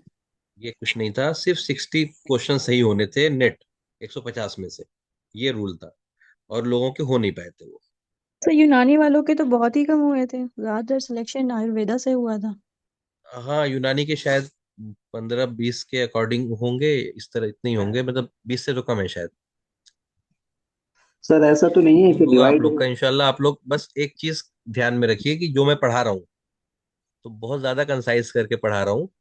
तो इसमें अगर इससे क्वेश्चन आए, चाहे मेरे टेस्ट सीरीज में या एमओसीएच की टेस्ट एग्जाम में, तो वो मिस ना हो। तो इंशाल्लाह हो जाना है। सर नेगेटिव मार्किंग करता थी। जी तो नंबर ऑफ क्वेश्चंस कितने? 150 मैंने क्लास ली थी इसकी इंट्रोडक्टरी। 150 क्वेश्चंस हैं, जिसमें से 50 क्वेश्चन जनरल स्टडीज के हैं, जिसका जो बेसिक सबसे ज्यादा रहता है हिस्ट्री का और पॉलिटी का, या जो हिस्ट्री और पॉलिटी के क्वेश्चंस रहते हैं। 25 क्वेश्चन जो है वो नेशनल हेल्थ प्रोग्राम्स के हैं, जिसकी क्लासेस आप लोग के या तो शुरू हो गई होंगी या तो होने वाली होंगी। और फिर उसके बाद 75 क्वेश्चन सब्जेक्ट का है, जिसमें यूनानी आधा मॉडर्न, ये होना चाहिए। तो निगेटिव मार्किंग 1/3 है। आप अगर 3 क्वेश्चन गलत करते हैं तो एक सही क्वेश्चन आपका खत्म हो जाएगा, डिटेक्ट हो जाएगा। और निगेटिव मार्किंग के बाद 60 क्वेश्चन आपके सही होने हैं। और 70 से 80 क्वेश्चन, 70 भी नहीं बल्कि 75 से 85 तक आपको टारगेट रखना है एग्जाम में आने के लिए। कि जिसमें से 20 क्वेश्चंस आपके प्रोग्राम वाले पोर्शन से नेट करेक्ट होने चाहिए। 45-50 क्वेश्चंस या 40 से 50 के अराउंड क्वेश्चंस आपके जो उसका प्रो है यूनानी मॉडर्न वाले पोर्शन से। और 20 से 30 क्वेश्चन या 35 क्वेश्चन, 25 से 35 क्वेश्चन मेरे वाले सब्जेक्ट से। ये इसका ब्रेकअप है। तो इसके बाद आप लोग जो जो फर्स्ट वाली सिलेक्शन है क्लास इंशाल्लाह है वो वो शुरू करेंगे। देखेंगे। फर्स्ट हम्म। वाली क्लास सब लोग देख लीजिएगा, उसमें सारी चीजें सर ने बताई हुई हैं। और दूसरी बात, जो हम्म। फर्स्ट जो एमओसीएच का पेपर हुआ था उसकी वजह ही यही थी कि जो यूनानी के जितने स्टूडेंट्स थे किसी ने जीएस पढ़ा ही नहीं था। और पढ़ा भी था तो अपने हम्म। अकॉर्डिंग पढ़ा था, उस टाइम कोई कोचिंग वगैरह इस तरह की जीएस की चली भी नहीं थी। तो वजह यही थी कि वो लोग जीएस नहीं कर पाए थे। इंशाल्लाह इस बार आपको ये दिक्कत नहीं होगी, और इंशाल्लाह अच्छे खासे सिलेक्शन भी रहेंगे। तो सर मतलब यही है ना कि कंपलसरी है क्वेश्चन करना, जीएस का करना, ऐसा नहीं है कि स्किप कर कर आ नहीं, जा ऐसा सकते। कोई कंपलसरी नहीं है। आप यूनानी से 60 क्वेश्चन 70 क्वेश्चन कर देंगे तो भी हो जाएगा। तो मतलब तो बेसिक निगेटिव सिक्सटी मार्किंग क्या परसेंट बात बता क्वालिफिकेशन दोगे, सर निगेटिव मार्क्स सिक्सटी कितने मार्किंग? परसेंट होते एक हैं? मिनट सलमान, 60%, मैडम एक मिनट, 60% क्वेश्चन क्वालिफाई होने के बाद आप कंपटीशन के लिए एलिजिबल होंगे। हाँ, उसके बाद फिर कंपटीशन शुरू होगा। 60% क्वालिफाई होने का मतलब इंटरव्यू की कॉल नहीं है, मतलब 60 क्वेश्चन, उसके बाद फिर कंपटीशन शुरू होगा। आप एलिजिबल होंगे उसके लिए कि आप कंपटीशन में आ रहे हैं। अब शुरू के जो बच्चे को इनको बुलाना होगा, अगर 2,500 बच्चों में दो आयुर्वेदा यूनानी मिला के दोनों का है तो 2,500 बच्चे कम से कम वो बुलाएंगे। तो अगर वो 2,500 बच्चों में है या अपनी कैटेगरी के अकॉर्डिंग, फिर इंटरव्यू की कॉल होगी। तो वो कट ऑफ 70 भी जा सकती है, वो कट ऑफ 90 भी जा सकती है, 60 क्वेश्चन से के बाद, एलिजिबिलिटी के बाद। तो इसलिए मेहनत करनी है जीएस में बहुत अच्छी तरह से। सर निगेटिव मार्किंग भी है इसमें? हाँ, 1/3 निगेटिव मार्किंग है। जी, निगेटिव सर एक मार्किंग के क्वेश्चन, बाद ही सर 60 क्वेश्चन बता रहे हैं। जी सर वही जी, है ना, तो ये एक उसका, क्वेश्चन का चार चार मार्क्स। नहीं नहीं नहीं, वो उसमें होता है, क्या नाम है, इसमें एक क्वेश्चन का 1 मार्क्स। जो आप पढ़ के गए थे वो मतलब इसका 1/4 निगेटिव मार्किंग होती है एआईपीजीटी में, और यूपीएससी में 1/3 निगेटिव मार्किंग होती है। दोनों के सिस्टम अलग अलग है निगेटिव मार्किंग का। तो इसमें तुक्के से हम कहीं नहीं जा सकते।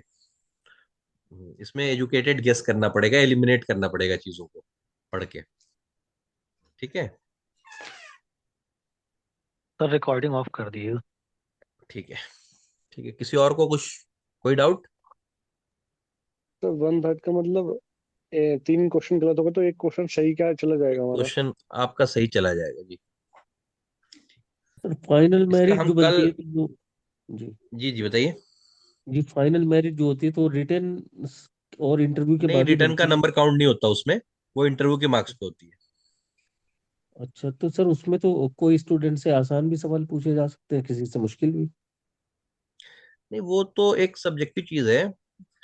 और हम्म, उम्मीद यही है इस एग्जाम में कि अगर जैसे जीएस की तैयारी अच्छी हो गई, तो जी अभी मतलब जो प्रेडिक्ट कर रहे हैं लोग कि वन, मतलब 3 टाइम्स बुलाए जाते हैं इंटरव्यू के लिए बच्चे, तो थ्री जी टाइम्स तक नहीं पहुंचेंगे बच्चे। जी मतलब 1,000 से 1,500 तक की क्वालिफिकेशन का अभी मतलब लोग प्रेडिक्ट कर रहे हैं। नेचर जैसा एग्जाम का। जी। अब बोर्ड तो रहता है एक तरह उसमें, से अलग अलग बोर्ड रहता है, अलग अलग क्वेश्चंस होते हैं। तो ये तो बहुत सब्जेक्टिव चीज है कि पहले से ये सोचा जाए तैयारी में इंटरव्यू वाली। वैसे सर इंटरव्यू पर भी एग्जाम जीएस से क्वेश्चन नहीं जुड़ेंगे क्या? जी इसमें रिटर्न एग्जाम के नंबर नहीं जुड़ते हैं क्या सर? जी जी, रिटर्न एग्जाम के नंबर नहीं जुड़ते हैं। ये एक्चुअली जब आपने पढ़ा होगा ना, तो ये डायरेक्ट सिलेक्शन लिख के आता है। तो जब तो डायरेक्ट रिक्रूटमेंट है ये। इसमें एग्जाम सिर्फ इसलिए होता है कि 1/3 बच्चों से ज्यादा हो जाते हैं। अगर इस एग्जाम के फॉर्म तीन तीन मतलब तीन उसके 3 गुना से कम बच्चे भरते तो इसका एग्जाम भी नहीं होता।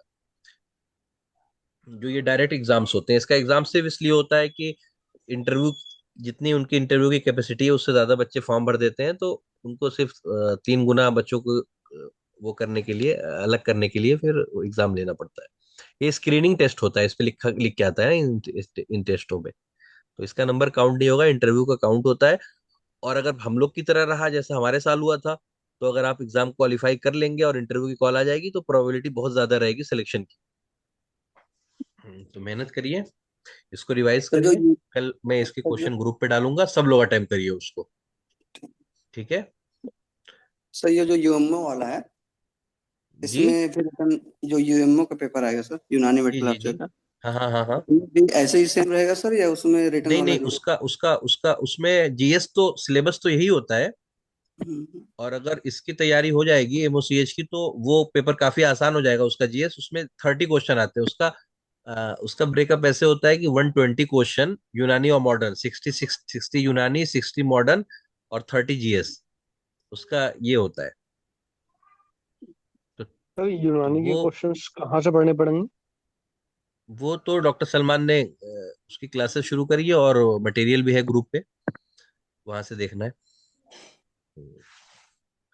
तो ऐसा करिए, ठीक है। और कोई आज की क्लास से रिलेटेड कुछ कुछ समझ में नहीं आया हो किसी को?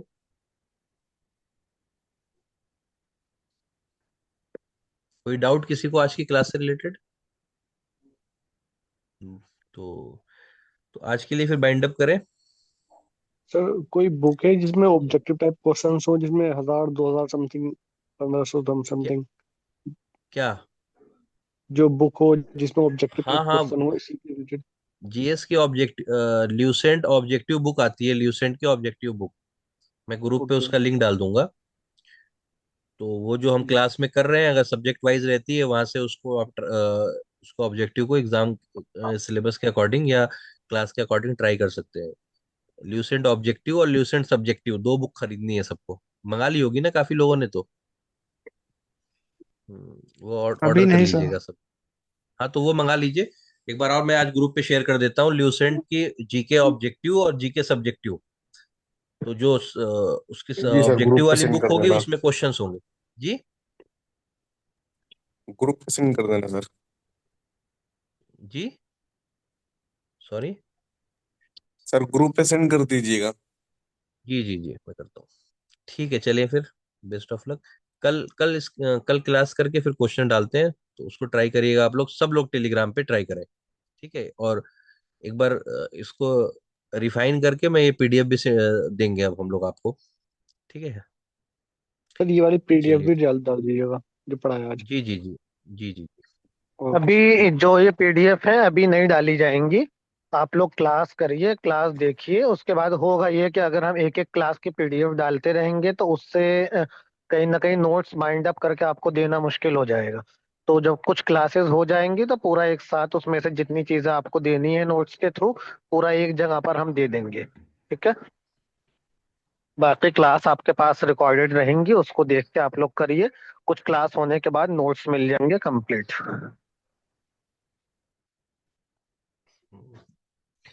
चलिए ठीक है डॉक्टर सलमान, तो फिर अब खत्म करते हैं, कल इंशाल्लाह सर इसी टाइम ग्रुप कल में क्लास जो होगी। आपने ऐप दिया है उसमें यूनानी के सर बहुत सारे लेक्चर्स हैं, तो हमें स्पेसिफिक पढ़ना है, सारे लेक्चर पढ़ने हैं यूनानी के टोटल? सर रिकॉर्डिंग बंद कर दीजिए, मैं आंसर कर देता हूँ।